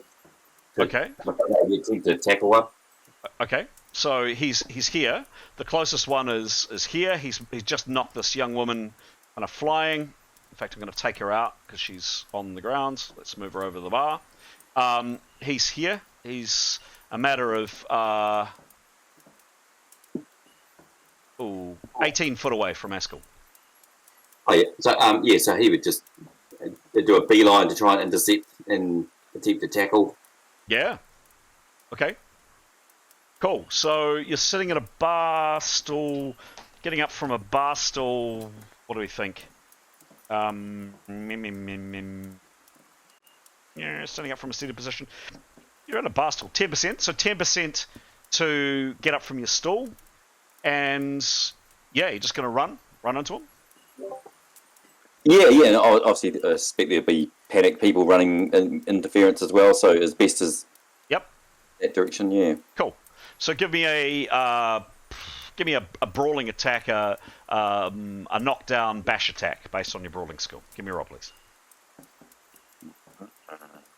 Oh, first give me a running roll just to make sure that you don't bump into someone as you correctly say. 37. Yep. Oops. Goodness me, this map is annoying. There we go. We'll do that. There we go. Lovely. 37. Marvellous. Thank you very much. I don't believe you're wearing armor. I don't think you're wearing armor. Cool. So it's just your agility, please. +8. +8. Cool. 45. It's a light maneuver as it was before for Jadar. 45. That's plenty. That's fine. No problem at all. You get there. You get to him. You kind of weave out of the way of this woman coming, and you now can make a bash attack on him. Like basically just trying to. The chart in Rolemaster is called the knockdown / slug knockdown bash attack table. I think that's actually what it's called, or close on it. Give me a roll, please. Okay. 42, and his brawling is plus 48. Okay.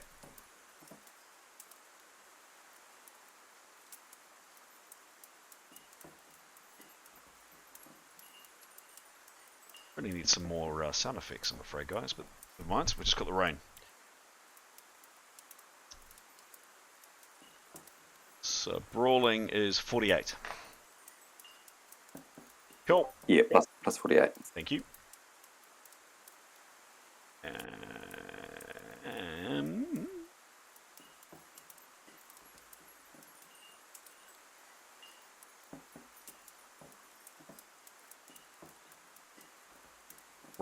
The Ram Bat. It's called the Ram Butt Bash Knockdown Slug attack table. 48, and you're on a 42. I'll say you'd give him a flank. So look, you clip him, Askell. You kind of smack into him pretty hard. Unfortunately, not enough to throw him off his feet. You do him 7 hits though. Okay. Next up, Jada, what do you do? So you're just aware of the information that I've shared with you. You're aware of these people, these 3 people charging over the couch. Everybody's aware of it, and the music stopped, and everybody's focused on it. What are you doing? So, still invisible, obviously. I'm freaking out because I'm not sure who's good and bad. So, I'm seeing these guys, but I'm like, is Ali bad? I don't know. Are they bad? So maybe I'm invisible. I'll still shout out, what's he done? Well, why are you angry? Something like that. Okay.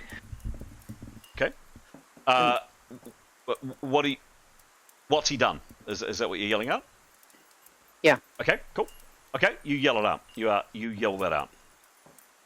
Top of your voice. So from nowhere, from this gap on the couch, there's a "What's he done?" being yelled out. Next up, this guard here rushes forward in the process of drawing a short sword, knocks this guy flying, and oops, it's going to be one of those maps, isn't it? Yes, it is. There we go. And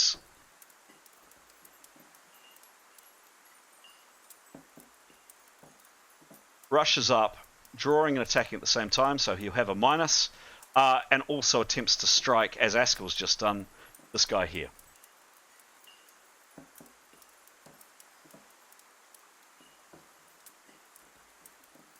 Oops.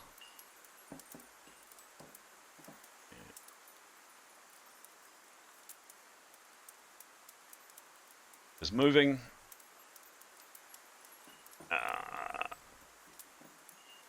And using his short sword. Oof. Guy tries to duck and dodge, but it is a 92 on the attack roll.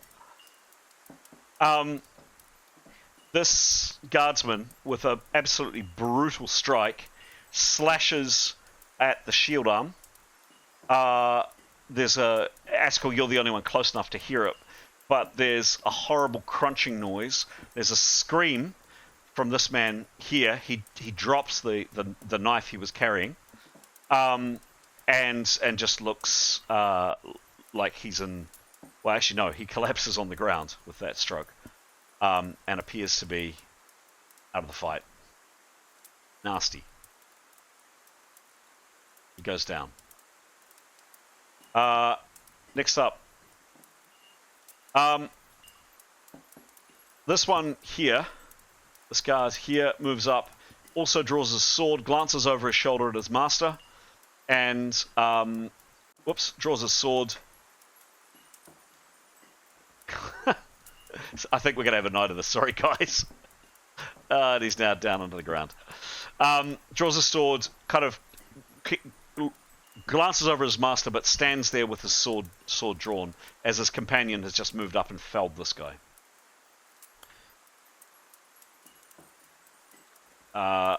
Okay. Grey is next to act. He will. He's seen what Askell's done, I assume. I mean, I suppose all focus has gone to that part of the room. Yeah, sure. Yep.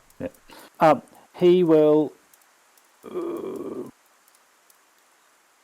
He will go and.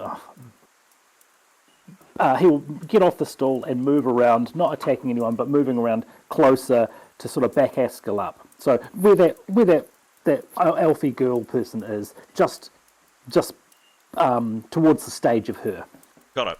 So again, I'd like a light maneuver. Just basically, it's a very easy thing to do, but there are people panicking and running and just getting out of the way. So just give me a roll to see if he trips over or gets pushed or whatever, please. 21. 21 Oh. with his agility. Oh, and here's Aiden. And here's Aiden. Hello. How are you guys? What's happening? Who's dead? Someone's Not grey. Save us, Aiden! Just to round that off, Pete, what's Plus 20. Thank you. That's a nice 41. That's 70%. That's definitely good enough for me. Yeah, that's fine. So Gray ducks and weaves, and yeah, just bear with me with the map, which is going to play silly buggers tonight. But that's where Gray is. So sort of can see what's going on, can back Askell up, but Got it. not hopefully in too much of the way. Got it. Perfect. Sure thing. Next up is... Actually, we might just move to a slightly different screen. We'll move to that. So, oops, no we won't, because then we can see what was typed. We'll do that. There we go. So people can see the dice rolls coming through. Thank you, Pete. Lovely. This guy here doesn't do anything other than on the ground and bleeding. That was a hell of a stroke by that bodyguard. He just came up and with one shot just smashed his arm and he went down.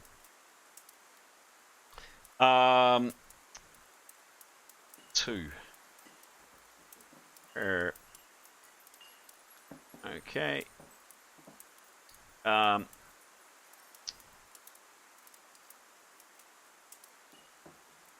So, Jadar, the man that you saw with something up his sleeve, has leapt up from the table and has rushed over. Let me just make sure he does. Yep. And leaps at Ali Sultan. Ali Sultan's half getting to his feet and leaps on Ali Sultan and pushes Ali Sultan down on the ground and just tries to stick his dagger with the weight of his rushing through Ali Sultan's chest. So this guy here is now basically sitting on top of Ali Sultan, trying to knife him. Well, how do we know he didn't deserve it? Who says he? Oh, which way are we leaning, guys? Do we save him or we just let this happen? No, he's got lots of money. Of course he's innocent. Is he? Okay, Yeah, all right. he's very rich. I'm invisible, so I'm just going to grab a drink off the table, scull it down, run over there, hold that knife as best I can with my weak body, and call and shriek, "Help!" It's going to look very strange. Like he's trying to stab him, but can't put the knife down. So yeah, I'll help him. Ali Sultan is knocked back down onto onto the table by this guy, basically half astride him on top, and the attacker brings his curved dagger down, and there's this horrible meaty thwunk sound as it goes into Ali Sultan's arm. He puts his arm up to defend himself, and the knife just goes straight into his arm. Ali Sultan screams. There's a gout of blood. He's bleeding quite a lot. It looks like he's been pretty seriously injured.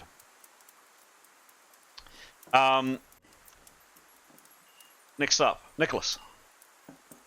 I assume that attack on Ali Sultan has caught his attention? Ali Sultan's attention? No. Well, yeah, that Nicholas's attention as well. Nicholas would like the whistling to attack the guy on top of him. I'm gonna ask for a perception roll because your attention. I mean, lots is happening in here. So I'm going to ask for just a pure dumb luck observation roll, please, Nicholas. Yep. And this is not masked because we know what's going on. It's just whether Nicholas notices this. Give me a roll. Oh, why did it have to be this one that's not masked? What's That's that? 12. It's a 12. 12 plus plus 39. 39. Nicholas doesn't notice. He's focused on this man being cut down by the guardsman. He's noticed on Askell running up and charging into him before that happened. He's focused on this area. He doesn't see it. What does he do? He will have the Whispering attack the next closest assailant. Which would be here. Yep. Okay.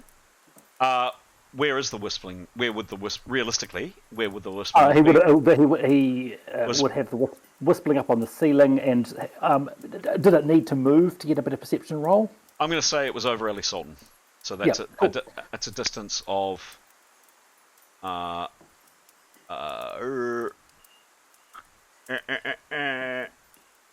foot or 28 foot. Give me a roll, please, Pete. There'll be a minus to the roll because of the distance moved. Sure. 53. Cool. 3 on number. Which one was it? Number. I think it was number 1. Number 1? Oh. Yes, number 1. Q. 53 was the roll. And it was a grapple, grasp, envelop, swallow, correct? No, a bash. Well, I'd forgotten. Does it do that extra crit on the grapple? No, it doesn't. No, then 70 in a small bash. 70 in a small. Cute. 70 in a small bash. I won't give you flank for this roll, and it has moved. Say that much. However, oh, sorry. The roll. What was the roll, please? 53. Sorry, thank you. 53. Whack. So this tiny little semi-invisible ball of energy smashes into the sky. Does a mate hits. That's it. Oh, thank you. Back. He is running. Try a running roll for him. Yep. Spry old lad that he is. Ah, oh, goodness me. I knew it was going to be... This map was going to be problematic. Never mind. Where does he get to? Probably gets to here and leaps at this guardsman.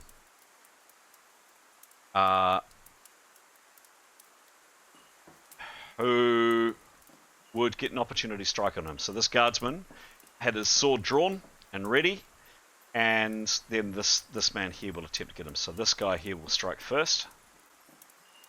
Attacker number 1.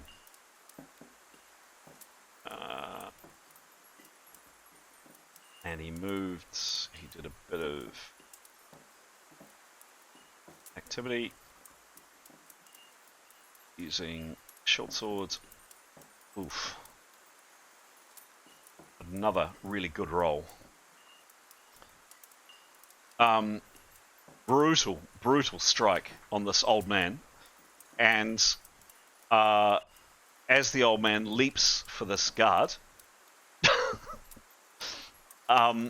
the guardsman puts his arm up defensively and his short sword down, and the short sword goes straight through this elderly man's chest. And he drops to the ground very, very, very dead. The dagger falls from his hands.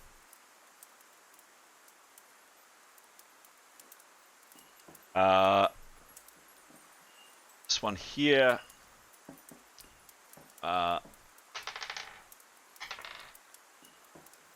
Maneuvers his way across here, pushing past people, yelling and screaming, and gets to... Oops, no, please, map, don't fail me now. There we go.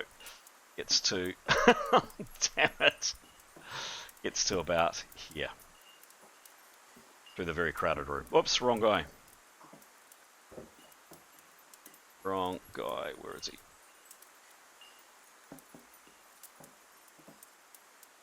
Never mind. He'll do. Attack up.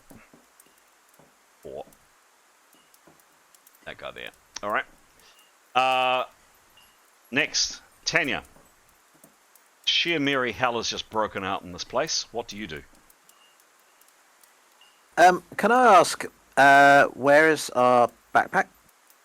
Under the table. So Jodie didn't pick it up. I didn't hear Jada say she picked it up. Right. Well, So- no one saw me do it, you see. That was the plan. That was the plan. That was the one job. Right. Okay. Well, I'm glad you're visible. That's helpful. Wow. I'm busy drinking drinks off the tables. To be fair, did Tanya even know that Jada was there? Other than seeing this cup floating through the air. Well, she led her back to the table. She did, but did she continue staying there? Who knows? What do you do, Tanya? Right. So her short sword Mm-hmm. returns to her hand automatically Okay. when called upon. Okay. So she would like to get up, run forward to the person who's stabbed Chummy, Mm-hmm. and call her sword. Okay. What's the okay? What range is that? What range can you call the sword? It's probably 100 foot. okay. Cool. That's it. What stupid GM gave you that power? That's Well, you say that, but I've never had reason to use it before. oh, so okay. yeah, I mean, because it's always been there. Cool. Cool. All right. So give me, as everybody else has been doing, give me a light maneuver roll. Basically, just making sure she doesn't bump into people when she gets that very short distance where she's going, please. 6, Goodness me. Okay. but Plus, not a failure. That's the most we can say about that. what's her agility, please? Plus 35. Okay. Cool. Okay. I mean, it's a matter of nothing. It's it's 16 foot away. So that wasn't particularly convincing. She nearly gets knocked down in the fray, but she doesn't. She is up next to Ali Sultan, who's here. His attacker is this guy. He's not actually lying down, but he is, according to the map. She calls the short sword to her hand. What does she do? Okay, this is a bit of a risk, but this guy's trying to stab the other guy, so we're fairly sure on who's being aggressive. I don't think she'd What are my options for incapacitating? Right. Good question. So in Rolemaster, a subdual roll is a -20 to your attack. So what does that mean? That means you get exactly that. You get -20 on your strike. However, by taking a -20, you then roll a critical, and you can convert a critical to anything less severe than on the roll. So, for example, if you roll the critical and it says you stick your short sword through his heart, you can change that down to you knock him unconscious. However, there is a 1% chance, which is a roll of 100. If you roll 100, despite your best efforts, you manage to make a mistake and you do kill the person. Does that make sense? It does. Cool. Okay. So that's my bet. So in terms, I don't think she's got a disarming skill, although we'll check that.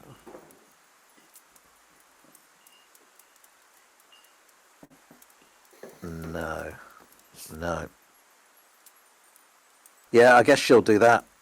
Okay. Or is she able to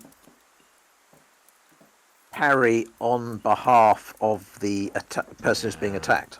Sorry, no. It's not. No. Doesn't. Not a thing. Yeah. You know what I mean, though, don't you? I do, but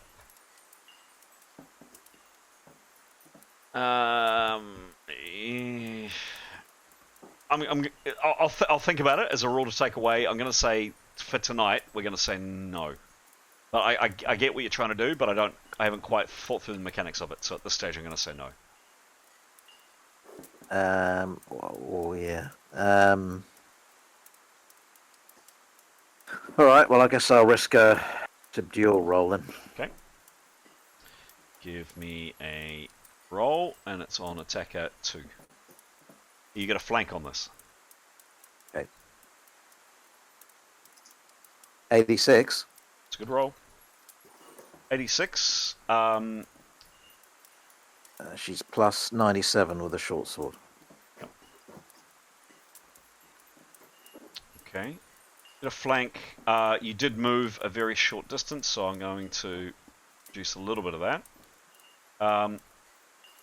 So that is a very convincing 26 in an E/. Roll the critical, please. 26 and the. Okay.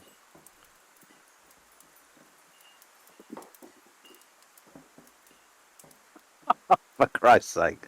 Oh, 1! Hooray! Graham, your luck. What's happening? Your luck recently. No way. This game and the other game recently. You've just It's been shit. It hasn't been great, mate. It has not. You do him 3 more hits. Crikey. So yeah, I mean, the initial stroke was pretty brutal, but the follow-up just not quite there. Next up, Ali Sultan himself is just kind of you're standing above him basically, Tanya, and you just see pure naked terror in this man's face as this man is raising his dagger to stab next round. You hope you get to attack first. Severin, last but not least, what do you do? Well, rather testily is going to say, sword Jada now, and then go for the pack himself, and just go for the pack and bring his sword out. Okay, so I think so. Picking up an item from the ground is 30%. Picking up an item from a belt pouch is 20, so I'm going to say that's a 50% action for you to grab the pack and yank your sword out of it. You've got 50% action left to go. What are you doing? So, in terms of what he's perceived, he's obviously saw the person that's come down on Ali, and that's the one that's. But there's also someone approaching. Is there anybody approaching on that corridor bit there that he noticed? You could do an observation check and see. I think realistically, you'd be aware of stuff that's immediately happening, kind of right. That's what I meant. That's what I meant. Okay. That's what I meant. So there's no one immediately approaching in this vicinity right this second. No. And how wide are the corridors? Can you get 2 abreast? Corridors, but gaps. Gap Between there tables. is what? That's 10 foot. That there is 5 foot. Right. Okay. Then I think he doesn't want to be seen to moving into attack. So I think he'll move forward. And to the table, to the front. That he doesn't want to aggravate his soldiers to the table in front, but then kind of doesn't want to.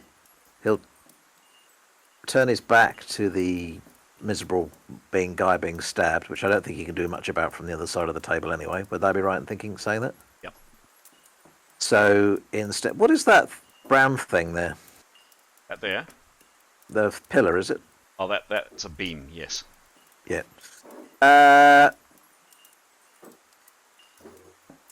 Yeah. So I guess he'll just advance and see what happens. So a little way, but not so close that he looks like he's attacking Chummy. So what there? Yeah, something like that. and he'll be ready, but he's not. He's being careful not to. He's not going to look like he's advancing on Okay. the guy being attacked. If that makes sense. Yeah, got it. Could you, like everybody else, could you give me a light maneuver check just to see if he gets jostled, knocked down, pushed aside as people, screaming people flee? And given he's got his perception thing going, what does that affect? How does that affect him? Kind of because it runs for quite some time. Yep. Come to that 90, in a sec. 98. 98, cool. We're not going to do this. 98, nice. Roll again. What do I do? A somersault. Yeah, basically. 87. I think I might. 87. Goodness me. Plus, what's... I needed those rolls. He's not wearing armor. What's his agility? It doesn't really matter, frankly. Plus 14. Plus 14. Well, it does matter because... Great move. You feel better. Add 4 hits to your current total. Amazing. But he's already at max hits, I'm afraid. But yeah, he feels very proud with himself, with the skill and the grace and the speed and the frankly incredibly talented footwork of a master swordsman getting up and moving to where he did. Well done. Do any of the women surrounding him want to sleep with him? Has the constable seen that? Or... We can find out. I can roll if you like. No, they're too busy. They're too busy screaming and running away from the bloodshed, I think. So he's there. His sword is drawn. He's clearly not looking aggressive. He's not making an aggressive move to either Ali Sultan or the soldiers, but he's waiting to see what happens. Cool. Done. Yep. That is the end of the round. Moving on to the next round. Round 2. Rolling initiative. Bang. We are off to the races.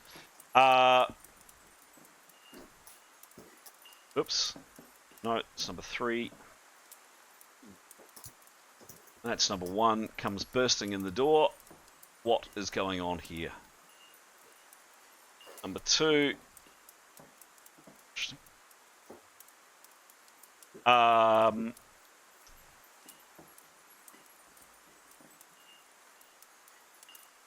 This guy. Oh, whoops. This guy here.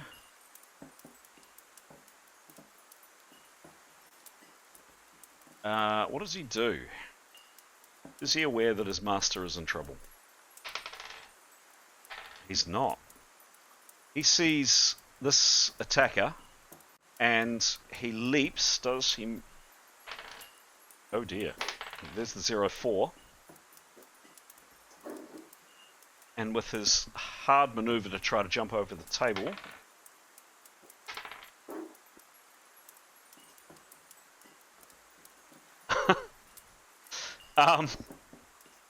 this chap here gets up. Oops. Oh, for goodness sake. And as he attempts to leap this table to try to attack this other attacker here, who's rushing forward with a drawn knife, the guardsman slips, stumbles, and falls. Half on the table, half on the ground. And he collapses, he collapses right here.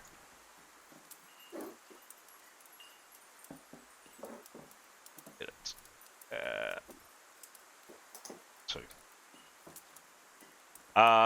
Next up is Askell.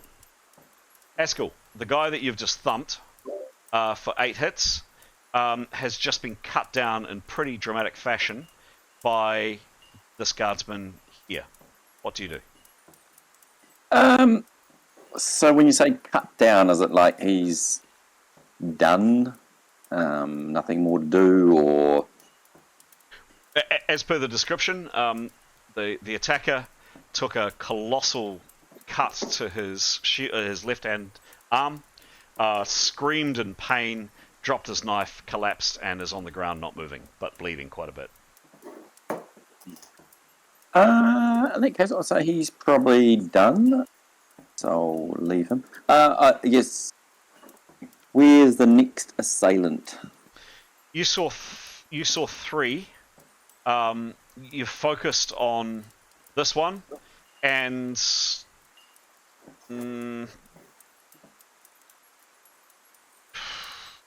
One you've lost track of in your immediate vision. No, I'm still going to ask for a perception roll if you're aware. I'm sorry, it's getting pretty crowded, pretty messy in here. Give me a roll, please.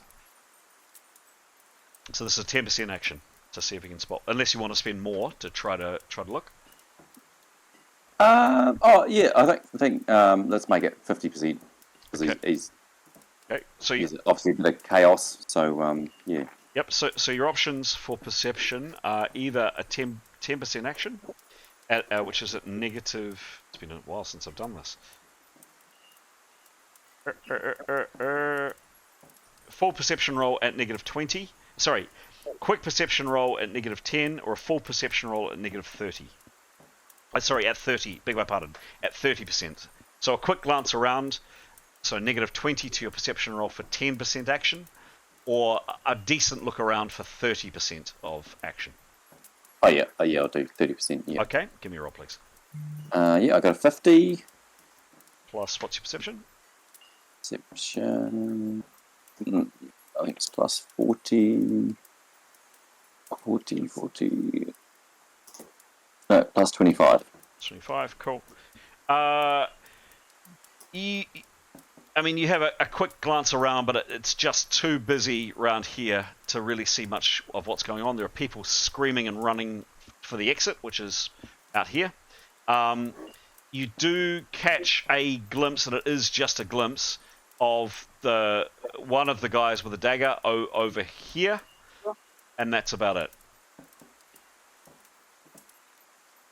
Okay. I think he just start to jog, run at the guy with the dagger. Okay. Whatever he's got left. Yeah. Yep. So he's got 50% left. Give me a roll. The rolls to move around in here is now harder because more people are on their feet. It's now medium maneuver to basically force your way through the panicking crowd. Okay. No, he got a 3, so I'll roll again. Yeah, please. Chaos. 81. Ouch. And his agility, please. His agility is plus 8. Minus 8.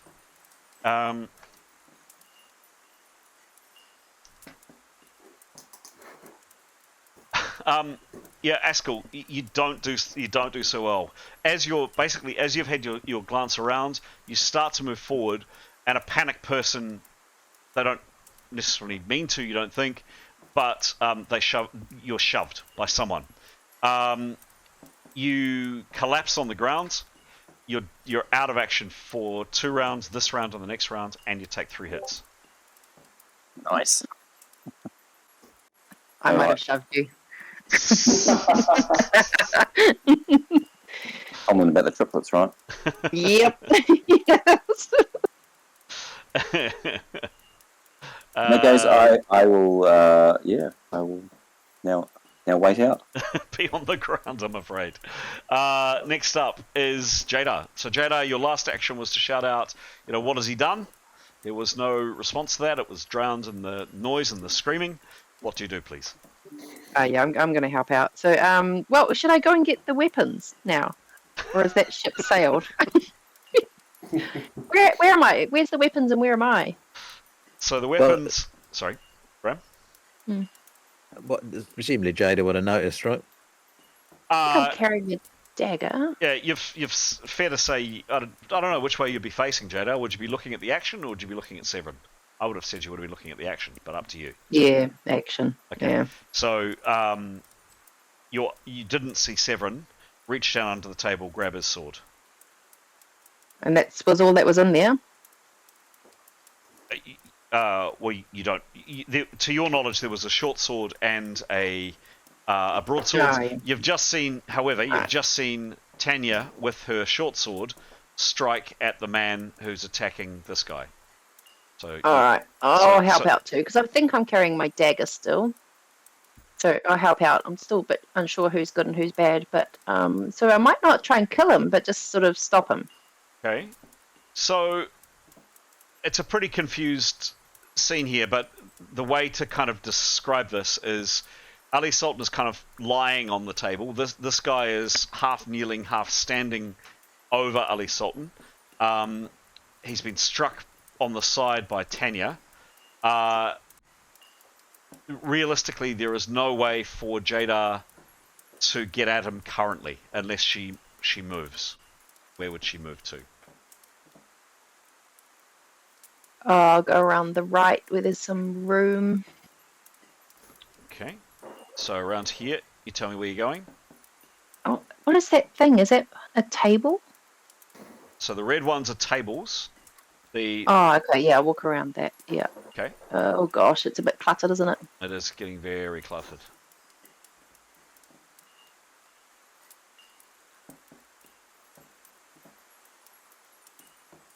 Where are you going, Jada?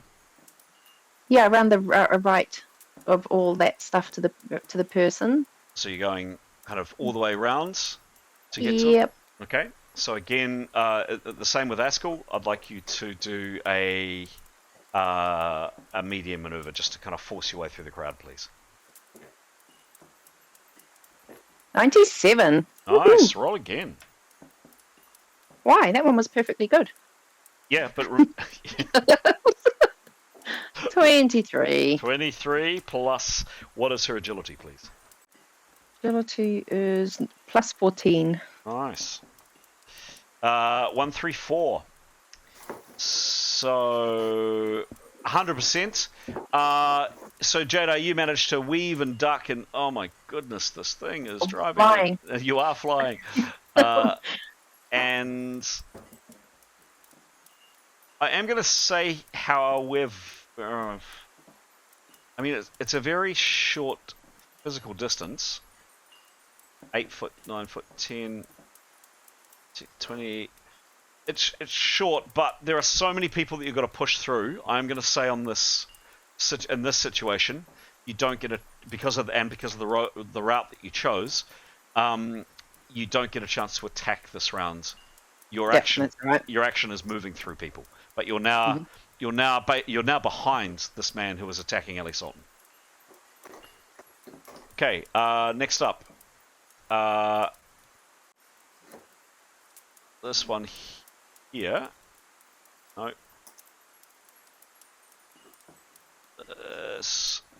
Eric. This bouncer here, number 2, yes, is charging over and has got to about here. Okay. This guard, the one that just cut this man down, does he notice that his boss is in trouble?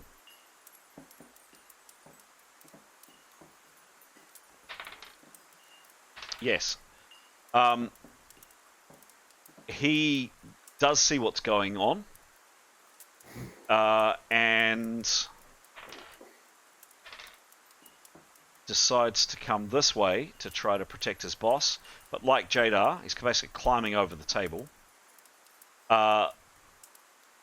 He gets into position. I'm not going to move him, but he basically gets into position, standing on the couches, also able to attack the assailant, but next round. Can't do anything this round, but can attack next round with his bloody short sword. Gray, you've moved up here to kind of keep an eye on Askell and to generally check out the situation. What are you doing? Oof. Sorry, I'm a little out of the loop. Who are we killing? Why are we doing it?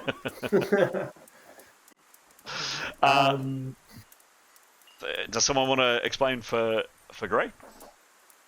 Yes. 3 men walked into a bar. A Northman, a half-elf, and an Arab. We are saving Ali Sultan from an attacker, if you want to help out. Or maybe Ali's a bad guy, who knows? Okay. So there's been an altercation, and a number of people ran in from the corner to attack Ali Sultan. The guards jumped up to stop them. However, another assailant has jumped out of an opposite corner and is grappling with him. Tanya is there trying to stop him, and now Jada's descended on him and also one of his guards. And Askell's also checking out hot triplets. Oh. As you As would. you're looking up their robes, Is that them dancing in the background there? Yes. Oh, yes. Right. Focus, guys, focus. Jeepers. They did say that there'd be a lot of delights tonight. So there you go. Something for everyone. There was some erotic dancing that you missed, unfortunately. Watch the video. Yeah. Whereabouts is this fray happening in relation to where Grey is? So it's happening here. Yep, and he's on the other side of that little fountain thing. Yes, that's right. So he is some 30 foot away. Okay. I think he'd want to get close to the action. He'd probably be making his way over there. Okay. But also being kind of cautious, I guess, because it's quite busy. Yep. He does have his dagger with him, so he'd probably try and get that into a handy position without being too obvious. Okay, so you draw your dagger, so it's a 20% action. And where are you trying to place yourself, please, Gray? So I'd say I'm pointing to the thing. It's silly.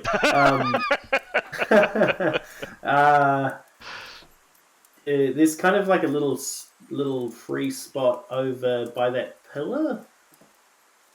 I think, is that Severin next to the pillar? Yeah, probably kind of around there. He'd probably be trying to get around there. Yeah. Yeah, Right. just having a fag. Yeah, just having a wee puff before he goes. Hit on the vape. All right. It's a very short distance. It's Yeah. Call it 15, 20 foot. Like everybody else, give me now a medium maneuver to kind of make your way through the crowd, and also in this case for Gray, a quick step up onto the stage and then a step down onto the stage. Give me a roll, please. Cool. That's a D100, eh? Always. You betcha. Awesome. 87. Nice. He's feeling good. He is feeling good. 87 plus, what's his agility, please? His agility is plus 20. Plus 20. Cool. 107. Dances over. He does. Not quite as dancey as Severin, or as the semi-naked dancers, but still pretty dancey. You're now next to Severin. You have a dagger drawn, Gray, and you're. Yep. Oh, sorry. Once he's there, can he kind of just he'd be there, but kind of be in a somewhat defensive kind of space, and kind of just really aware, trying to be aware of what is happening. Yep. Yeah. Yep. Doesn't want to stab the wrong person. Sure. Wrong belly dancer. Never want to stab the wrong belly dancer. Fair to say that would be, considering he drew his dagger, he weaved his way through the crowd of screaming and fleeing patrons. He climbed up onto the stage, crossed the stage, jumped down from the stage. That's his round, I would say. But next round, if he wanted to do an observation for 10% or a full perception for 30, that would definitely give him more information. Cool. Alrighty. Next up is a 3. Is that attacker number? No, it's a number 2. And that's number 4. Number 3 is out for the count. That's right. That's number 3 there. So he is gently snoring or dying or something. Nicholas. Cool. Has Nicholas noticed Ellie Sultan's assailant yet? I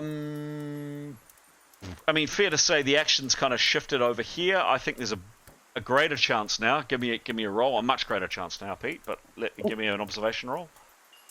42. 42. And is he doing the 10% or the full? Doing the 10%. Yeah, fair enough. So, yeah. What's his bonus, please? 39. 39. Cool. And I'd give you a bonus on that because the action is shifting elsewhere. No, sorry, not yet. Basically, there's just there's just too many people. Is probably it. There's just too many people running, like the people that were running past Grey. You've fair to say you've seen Severin and you've seen Grey. They stand out, and you'll be looking for your friends, so you can see them there. But this is a complete mess of moving people. So no. Yep. But what I will say is you're aware that something is definitely happening here. You're just not sure what. So there's definitely that people's focus is definitely in this area, but you don't know what you can't see what it is. Cool. I assume because he did an attack on number two. Number 2, wasn't it, that moved? I think, yeah. No, he attacked I think it was the guy that went into that's still making his way. Yeah. Yes, this guy. It's now become number 4, I think. Oh, yeah. right. Yep. So, because he attacked him, I assume it's safe to say that he sort of was still aware of where he is, though, sort of thing. Hang on. Have I got my numbers wrong? 3, 1, and 2. Yes, I have. There should be a guy. There. Yeah, 4. Yep. 4. Yep. Cool. We'll go with that. Yes. So he is aware of this guy for sure. Yep. Cool. Yep. Whispering will do another attack on that one. Go for it. 50. Cool. Just a sec. So that is Nicholas. I'm going to attack on number 4. Roll of a 50. Give you a flank, I think. Ooh.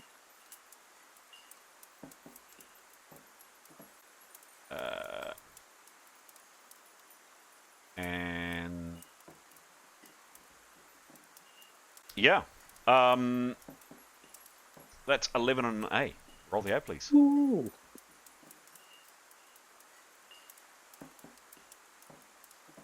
41. 41.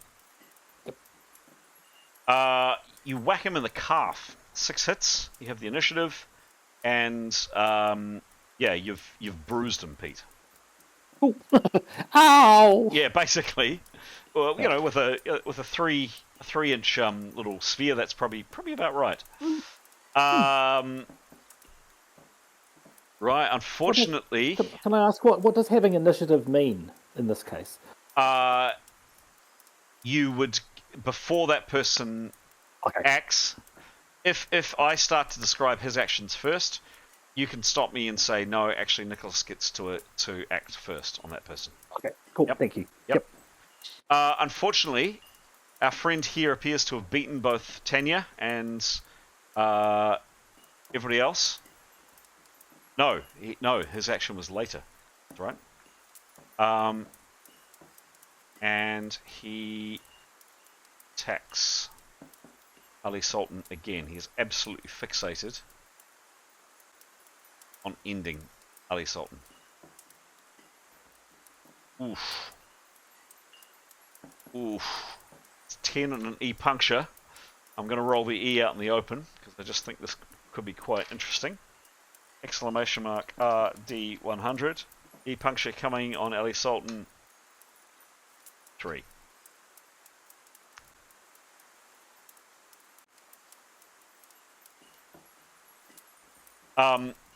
At the very last second, Ali Sultan switches to the side, moves slightly, and gets a cut down the side. Another 2 hits, and he's continuing to bleed. Ali Sultan is really not looking too flash here.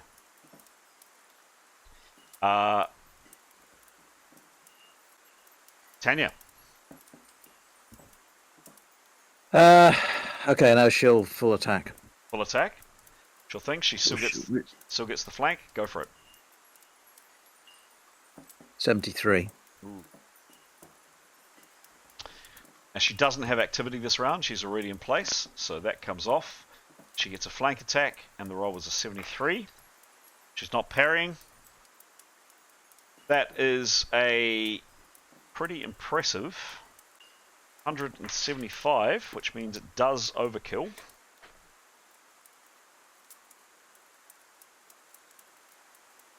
By 25, and he's wearing no armor. And you're using a short sword.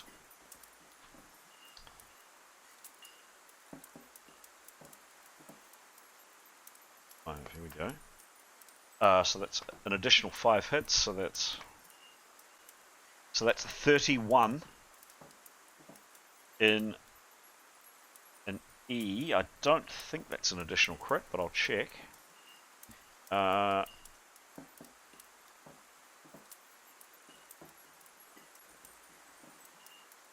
It is an additional crit. It's an E and an A. What are you rolling first? The E. Go for it. 20. T. And you stun him. Okay, yep. You'd add +10 to your next swing. And then the A, please. That's really going to matter. 43. 43. Tanya, you just bring the short sword straight down on this guy's head. And basically cut his head in half. It happens. If you're waiting for it, if you're ready. Go. What were the hits? Sorry, what were the hits on those two? Oh, There there we go. you go. No hits on the no additional hits on the E. Another 5 hits on the A. And did he have a level? Did level? He was level 4. Okay. Thank you. He goes down and is now very, very dead. Whoops.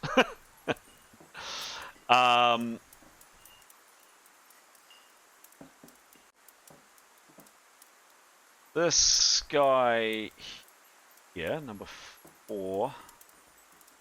What's he doing?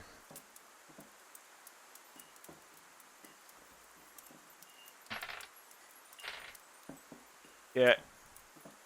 He screams and runs into the bathrooms.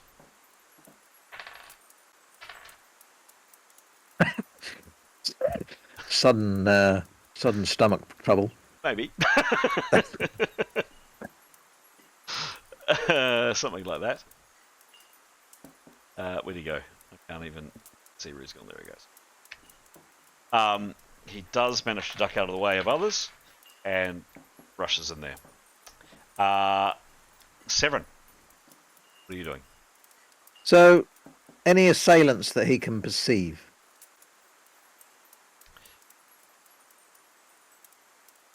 So, are you doing a 10% or a 30%? I'll do a 10% because it's enhanced, isn't it? Sure. So, Mirror. yep. 48. 48 plus. His normal is 72, but he's got an extra 25. 25. 5 minus 20 because of the 10%. Not masked, obviously. So in a situation where stuff is going on, you not a master roll. Yeah, Severin, you have a good look around the room. You are aware of. You do see probably at the very last second, Tanya fell one guy. Another assailant has gone down here. You can see, and then there's this other one here. You just caught the tail end of the fourth person rushing through this door. To answer your question, you can't see anybody else in your immediate vicinity looking around you that's looking like a threat. Okay, he'll just suggest to Gray that they maybe stand back to back and they got a 360 view of the room then. Okay. Cool. You've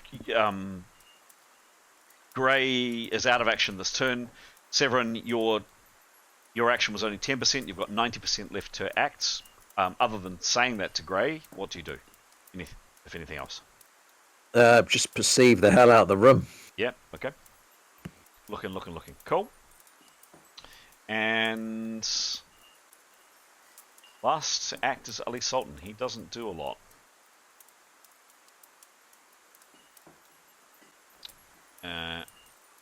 Next rounds. In between rounds, the GM is going. Has been drinking too much water and is heading to the loo. Back in a second, guys. Well, I hope that was the right thing to do, but you know. Yeah, no. It was either he looked like he was going to go down, wasn't it? So. I leave for a minute and all hell breaks loose. Oh. Yeah, I mean, whether that was a wise thing to do or not, I don't know, but we'll see. Well, I reckon, yeah, Alan didn't dislike him, right? No, that's what I thought. He's a wealthy He's man, right? he's been made out to be exactly. He's influence. He's got power. Yeah. Someone was trying to kill him, so 10 years stopped them killing him. So I mean, So, if that, I don't know who's attacking. Of course, could be the Mon Men. Probably not though. well, yeah, I'm hoping that he's going to be our way into the. Yes. Yeah. I mean, that was the But thought. he'll certainly be grateful of some healing, I imagine. Oh, if only Yeah. we knew a healer. Yeah. I forgot my bag of healing tools. Maybe make yeah. yourself visible before you start healing. I start touching him. Yeah. Yeah. I think I'll your heal him, running and would have. let's- I think your let's running hope would have turned you visible, wouldn't it? Not if she No, didn't. I have to bump something. That's why he keeps making me want to bump into things. Oh, I no, I would- just the think only thing. running would. I think has in the past is what I mean. I didn't read that. It just said if you bump into something. I just think in the past, Chris has counted running as being enough bumping. Oh no! I don't know. Especially with my size. Okay. I'd just You be run pretty careful. heavily. Just be careful if you're going to do a healing, not to look like you're throttling him. I would step back and wait and be invited and suggest to do some healing rather than. I'm a doctor. Yeah. Stay back, I'm a doctor. All right, next round. The big invisible healer is first to act. Jada, what are you Right, doing? because I'm just going to prepare to heal. Okay. Make a preparation.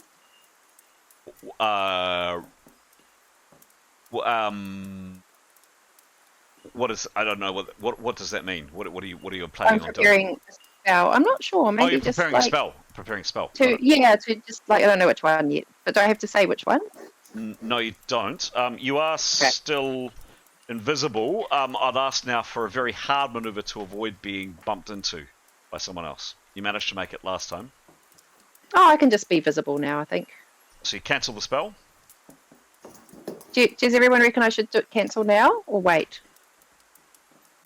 I don't see as much advantage. Probably not a lot of advantage to being visible right now, is there? Yeah, to being invisible. To being visible, I just make sure you don't look aggressive. That's them. But should I be visible? Not visible. I reckon just stay invisible if you Okay. don't need to. You're a healer, so we got to protect you, I guess. Oh, okay. I'll stay invisible. Yeah, but I'll just prepare a spell. Stay invisible. Okay. Try and stay out of the way. Where am I? Oh yeah, look where I am. There's hardly anyone there. So I would I'll like. hide under the table. I would like now a hard maneuver to avoid being bumped into, please. Well, okay. Can I be under the table though? Oh, it depends. Preparing a spell is it's a 90% action. So It's a 50. 50? Yeah, Oh, no, 15. yeah. I'm getting dragged under the table now. 50, what's your agility, please?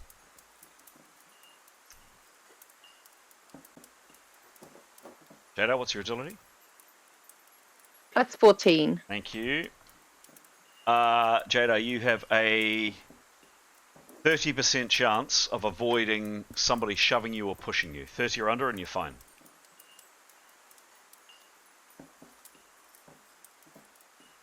80. 80. So this man here, he's had a bit to drink, and he was a bit, he was a tad delayed. He was 20 seconds delayed when all the hubbubbers got up. He gets up, rushes out. You think he's running this way. He decides at the last second, as a drunk person can sometimes do, to go the opposite direction and charges right into you, Jada. There's a whomp noise, and suddenly, Jada, you're now visible. Frankly, he looks a little bit surprised, but he's kind of quite bleary, still holding onto his tankard, and kind of staggers off. No one seems to have paid you much mind, frankly, Jada. There's so much confusion going on, and you stand where you are, continuing to prepare your spell. Next up, nope. This guy here, whoops, a daisy. rushes to his master's side, and he's shouting something at his master. He also seems to be hard to tell because he's wearing a mask, but seems to be yelling something at Tanya. Hard to say. Jada, you can understand what he's saying because he is now speaking Westron. Everybody else can't, and he's frantically kind of checking Ali Sultan for injuries and trying to staunch the not inconsiderable amount of blood that is coming out of Ali Sultan. So yeah, he's still got a short sword in his left hand, and he's clamping his right hand on the very first wound that Ali Sultan got, the very serious cut on his arm, desperately trying to staunch that blood. One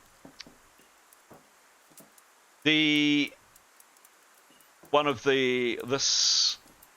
security, still basically the security guards have been slowed by just the volume of people. This guy's made a bit more progress and is coming past Severin, past Grey, and is heading in the direction that the assailant went through into the loos. Askell, you're still down for one more round. Grey, you've climbed over. You've got a knife in your hand. What do you do? So he's kind of like back to back with Severin. Okay. So I think actually he'd probably want to do a lot of perceiving as well to kind of pick up any threats coming. Yep. Yeah, sure. Probably do that 30%. Yeah, 30%. Give me a roll. There's no penalty to this, and it's not masked because you know what's going on. Cool. 13. 13. What's his bonus for perception? 37, I think. Let me just double check that. 7.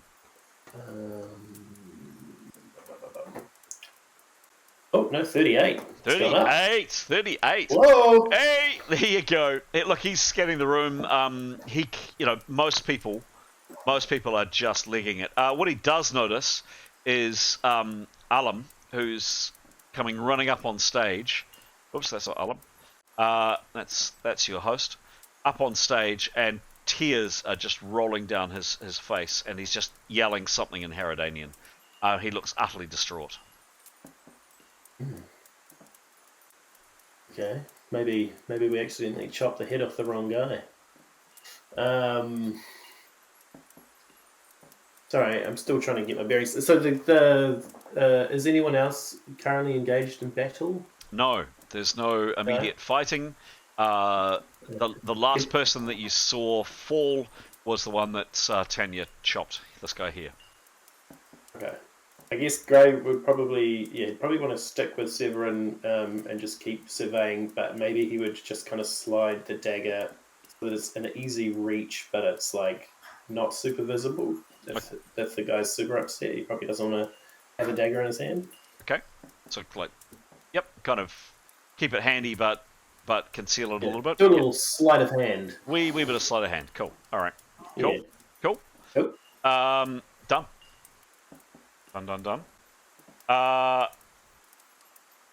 This guy here is still on the ground. He tripped over the table. This other bouncer security is pushing his way through the crowd, and is getting closer, like his companion, to the bathrooms.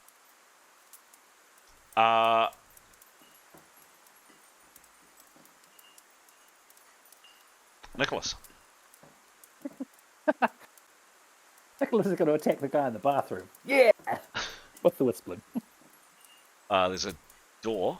Oh, did he close the door behind him? He slammed it. Let's see if it closed.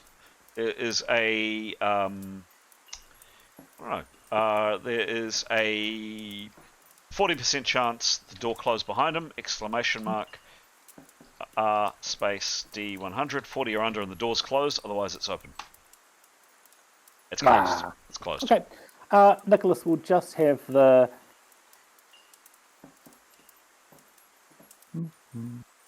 the windows in this, the windows I can see, Yep. those are closed glass, aren't they? Yeah, they are that. Yes, that. Yeah, but it's yeah. I don't know what else I was thinking it would be. Yeah, no, he would just have the whistling. But he's still at the bar. He'll just be sort of minding his own business, sort of looking over his shoulder at the stuff happening. Just having a drink. Yeah. Perhaps he'll just take a bit of Gray's drink and just sort of. No, he was worried that his guilt spell wasn't going to work, so he's pleased it's been upstaged by this kerfuffle. So he's now relaxing and have a wee sip of Gray's, whatever Gray was drinking. Maybe it did work. Maybe it did, but well, the point was, it wasn't Ellie Salton who made. Ellie Salton didn't make the sort of fuss that Ellen was worried about, so that's fine. So he'll just have the whistling sort of on guard, up in the shadows. Okay. Just, everyone else seems to have the situation under control. He will just keep out of it. Done.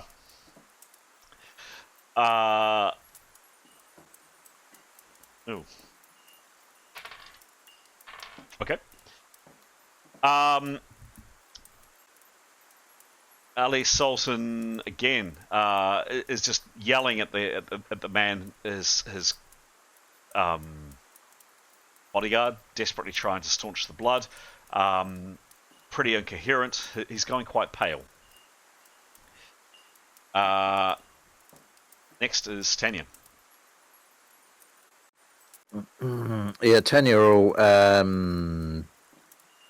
obviously drop her sword and back away, observing from a distance non-threateningly. So, weapon at her side, looking concerned, and calling to Jada to help the man who is injured. Okay, done. Cool. I'm not going to risk moving a token because. Well, she'll have a look. She'll have a perception as well. If that doesn't a full round. Yeah, sure, go for it. Girl. Love a perception. Everybody loves a good perception. 82. 82 plus. She is 77. Plus 77. So, to say to Jada, help out, to step back a few paces and drop her sword, plenty of time, that's a full perception. She's had a look around. I mean, it's, in a short space of time, a lot of the guests are making pretty, a few are intoxicated, but a lot are still running for the exit. And some are flying. That's about it that she can see. Okay. Severin. I mean, pretty much the same, just observing what's going on, just making sure there's nobody else entering, no other potential aggressors, Okay. that kind of thing. Okay, sure thing. That is the end of the round. Let's have a quick look. Jada, can you tell me, so you've prepared one round, the round just gone. Mm-hmm. How much longer are you preparing for, or what actions are you doing, please, in the immediates? Oh, yeah, in the immediates. The next round, the next 10 seconds. Or I'm going to say, well, since I'm invisible again, speak of the devil and he shall appear. And then I can't wait any longer because he's going pale, so I need to lay my hands on him and do my work. Okay. So you move up, as you described. Mm-hmm. No, not right now, Graham. Not yet.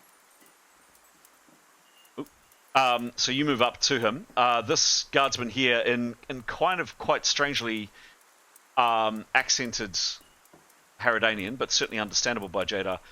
Who are you, woman? What are you doing? What are you doing with my master? As you're moving towards him, you don't have a weapon in your hand, but he, yeah. Oh, that's lucky. Yeah, I'll just say that I'm a healer, and I'm going to stop his bleeding, and it's urgent.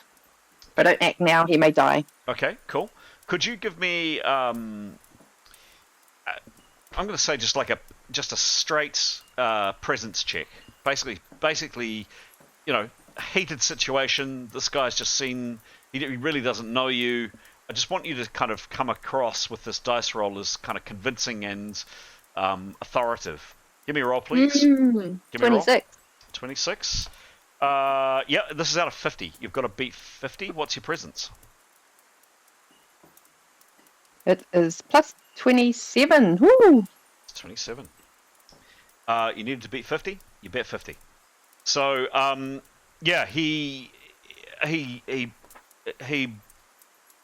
Jadar's not a particularly forceful person, but maybe it's the look in her eye or something. The fact that, perhaps something about her demeanor, maybe it's just the way she carries herself, but is enough to make him step back a bit, and he just yells at you, "Do what you can now!" What does Jadar do? No pressure, Jadar.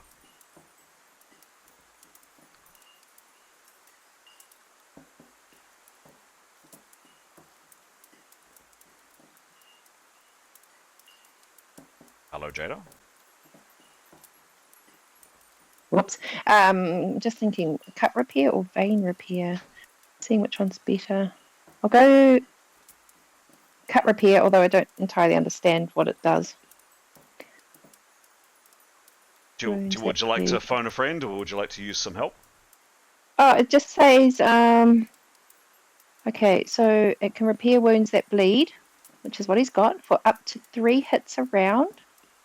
And then it says semicolon 3 1-hit/round wounds, or 1 3-hit/round wound, or 1 2-hit/round, and 1 1-hit/round wound can be healed. And it can be spread over 1 to 3 targets. Right. So I guess just him. But I don't know what all those things mean, but that looks like a good one. Sure. So, Pete or someone else? Yeah, if you wouldn't mind. Yeah. So Is that the best one? I think the cut repair, that slash stuff means that, so you know how bleeding is it hits per round? That's how we express bleeding, is number of hits per round. This cut repair spell means you can heal a total of bleeding of 3 hits per round, spread over up to 3 wounds. So if he had 3 wounds bleeding at 1 hit per round, you could heal all 3. Right. He's only got 1, hasn't he? But I reckon if he's bleeding quite a lot, and that's the description we've had, I reckon you should go for vein repair. I mean, it's only 1 power point more, and it just means it will repair any one damaged vein. So it doesn't matter. So that, to me, that means that even if that's so, the thing is, if he's it's like bleeding instant, not like. It just means that if he could be bleeding at 4 hits per round through that wound, and your spell would heal 3 of those hits per round, but you'd still keep bleeding. To me, vein repair sounds like it would just heal the vein. No matter how much it's bleeding, it would heal. What worries me is if he moved, it opened it again. But well, just tell him not to move, I reckon. Oh, okay, all right. That's right. That's my opinion. That's my opinion. Vein repair it is. So to do that, I need to touch him. So I'll lay my hands on his wounds. Mm-hmm. Yep. I assume someone's already squishing them down anyway. And pray a lot and tell him not to move, or he'll start to bleed again, and cast my spell. Go for it. 82. That is successful. So how many hits per round does that stop? Hits per round. It just completely repairs 1 damaged vein. There's no hits per round on it. Great. He's just not allowed to move, and it takes him 1 to 10 days to recover. Okay. Well, that did it. I mean, he was bleeding a lot from that arm wound, and suddenly, I mean, there's still probably residual blood coming out, but basically the large amount that he was bleeding has just trailed off, and he looks up at Jada. He looks terrified, by the way, utterly terrified. He looks utterly terrified, looks in Jada's eye, and just says, "Thank you, sister." And there's a grunt of You think perhaps appreciation from the guardsman standing over Ali Sultan as well.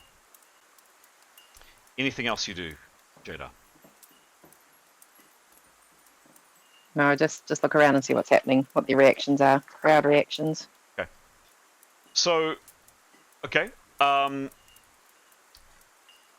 You might have just saved a life. So, I'm now going to go to just general kind of actions from anybody else. We'll just go around the room as I see it. Nicholas, what in the next 10, 15, next, say 5-10 minutes do you do? As the tumult? Nothing. Okay, nothing. Cool. I hadn't quite finished. As the tumult of the chaos goes, as people run out. Nothing. Cool. Yeah. That's cool. You're now able to regain your feet in the next, say, 10, 15 minutes. What do you do? It's probably just dusting myself off, grabbing backpack and just surveying the scene, really. Okay. Okay. Moving on rounds. Jada, anything else from yourself?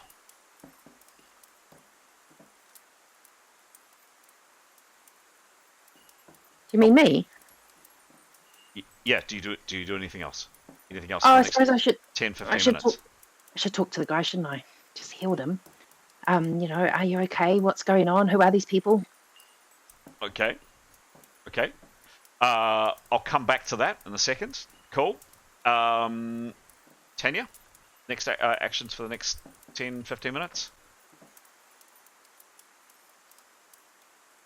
She'll stay where she is, and once she's certain there's no danger, she'll sheath a sword. And yeah, just stand and observe and listen, Okay. and Sure. not look on through. Sure. Severin? I think he'll come round and sort of stand with Jada. Okay. Cool. Cool. And great. Yeah, he'll stow his little dagger away and try and look non-threatening and kind of move towards where the others are, but also try and get in line of sight of those triplets. Just catch a little view. you definitely watch the video, because there was some erotic moves going on, Gray, which I want to check out. He would have been very flustered. Pete was playing your character, and fair to say, flustered and entertained. Certainly the entertained bit. Brilliant, nice one, thank you. Okay, so Jada, let's play this out. You're standing over Ali Sultan, not threateningly, of course. You've just potentially saved his life, and what do you say to him? Oh yeah, who are these people? What's happening? What's going on? Are they trying to hurt you? I have no idea. I'm a godly man in unholy lands. These are heathen scum. They have no true faith. They hate the truth. What truth is that? What do you mean unholy lands? This is my land. What church are you with? Mosque, religion. You are one. You believe that the man who sits in Elvanatar is the capital of the Emperor of Thamasul, and a kind of a shorthand for the man who sits in Elvanatar is kind of shorthand for the Emperor of Thamasul, who is also considered one of the gods in the Eltumar faith. You believe that the man who sits in Elvanatar, he is divine? You are no sister of mine, he says, but wait, that's my religion, isn't it? yes, it is my religion. Okay, I can't deny it then. Yes, I do believe he's sort of maybe divine. I mean, Ali Sultan, blood drained from his face, it looks quite confused. I mean, a heretic, one of the people he hates, has just saved his life. He really doesn't know what to do. I saved a heretic. An infidel. Done it again. Anything else from you, Jada? No, I'm very embarrassed. You can always stab him if you want. I mean, No. Saving my energy. all right. Bit of narration from the GM. So the chaos of this place, in about 5 or 10 minutes, kind of settles, and all that remains are just panicked staff. This guard and also a couple of the bouncers report that they have managed to accost and they attempted to take alive the man that ran. He put up a fight, and he is again no more, which is unfortunate because they wanted to speak to him. In relatively short order, Ali Sultan is bandaged up a bit more by his two men, made a little bit more comfortable, and is given some assistance and basically carried out on a makeshift stretcher out of the ruins of Common Room. Standing up on stage like a man who has just been poleaxed, and with tears just openly running down his face, is the host, your host of this establishment, Alim Salwan. And after a time, as other than the sound of people kind of picking up broken glasses and the staff coming in and beginning to mop things up, it's just you and him left. And after a while, you're all standing around looking at this man, and he kind of finally shakes his head, and he comes down to you and says, "I'm sure I'm ruined. The patronage that I got from Ali Sultan and people like him was a huge part of our profits. The reputation of this house, our house, being a place that you come and are entertained and perhaps a little bit titillated, it's gone. People won't feel safe to come here because of those madmen, because of those fanatics," he says, and he looks down and spits at one of the bodies of one of the men on the ground that's still there. He turns to you and says, "Thank you for your actions, my friends." And he looks at each one of you when he says, "my friends." He looks in your eyes. You didn't prevent what happened here tonight, but frankly, I don't think anybody could have prevented what happened here tonight. And you, and he looks at Jada, and when he looks at Jada, of course, he has to look up because she's so tall. You, sister, my sincere thanks to you for saving our honoured guest this evening, and to you, Elf Maiden, he says to Tanya, for your swift actions, and you, Askell, he says, for your prompt actions too. I thank you all. Please consider yourselves true and dear friends of the Grand Bazaar Lodge. If indeed, and he chokes up again, if indeed the Grand Bazaar Lodge continues to be a going concern, and he just bursts into tears. He kind of controls himself for a little bit and says, as promised, I'll give you the small amount, I'll give you the money I promised. It was 10 gold pieces each on the morrow, and you are very welcome to stay for free during your time in the city here, and should you return, half price for you, assuming my business manages to survive. You'll forgive me now, please. I must go." And he goes about various duties of dealing with dragging bodies out of his beautiful establishment and cleaning up blood and broken glass, the kind of thing you'd find in a lowly tavern in this world, not in such a fine establishment as this. He looks like he is a broken man. Do any of you do anything now, or say or do anything either now or later on this evening, or do we move to the next day? I think just general sympathy and pat on the shoulder and all that. Okay. Anything else from anybody? No. Oh, No. do we help him clean up? No. No. No. I'll say you then, after a reasonably interesting evening, make your way to bed and sleep that evening, the night of the 14th. You awake the next day refreshed and healed of the very minor injuries that some of you had. On the 15th of moons, something remarkable happens.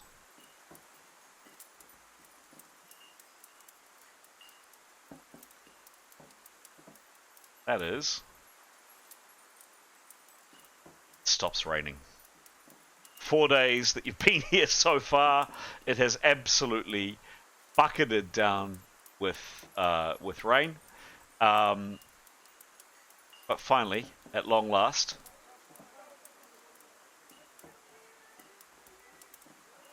the rain stops. And you find yourselves in Jebel Ritana in the sunshine for a change. Blazingly hot, but in the sunshine. It's the 15th. It's also 4 minutes past 10. I'm happy to play on for another half an hour or so, or we can leave it there. What do people want to do?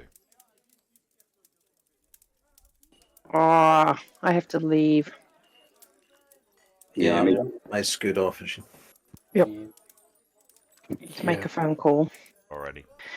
Leave it there for tonight, guys. Oh, Yeah. we survived. We made it. It was so fun. Well It was- done. It was great. Thanks, Pete. Oh, I didn't do anything. But, yeah. Well done, team. I'd say Sophocles all tricky. Tanya delivered the killing blow. But Jada's healing, I think. Yeah, none of our. But I did forget the backpack. We I didn't better bother give it to Tanya. Sorry, Tanya delivered the killing blow. No, I think to Jada. Yeah. Thank That you. was- hopefully, we'll get a reward from it. Maybe. Hopefully. Who knows? Who knows? There we go. Well, you are promised played. 10 gold. Yes, well played, guys. Hope that was fun. nice one. Thank you. It was, Excellent. yeah. Nice one. Thanks, folks. Thanks. Thank Thank you. you. Tune in next time. See you guys. Cheers. Bye bye. Cheers, Bye bye bye bye bye. Bye.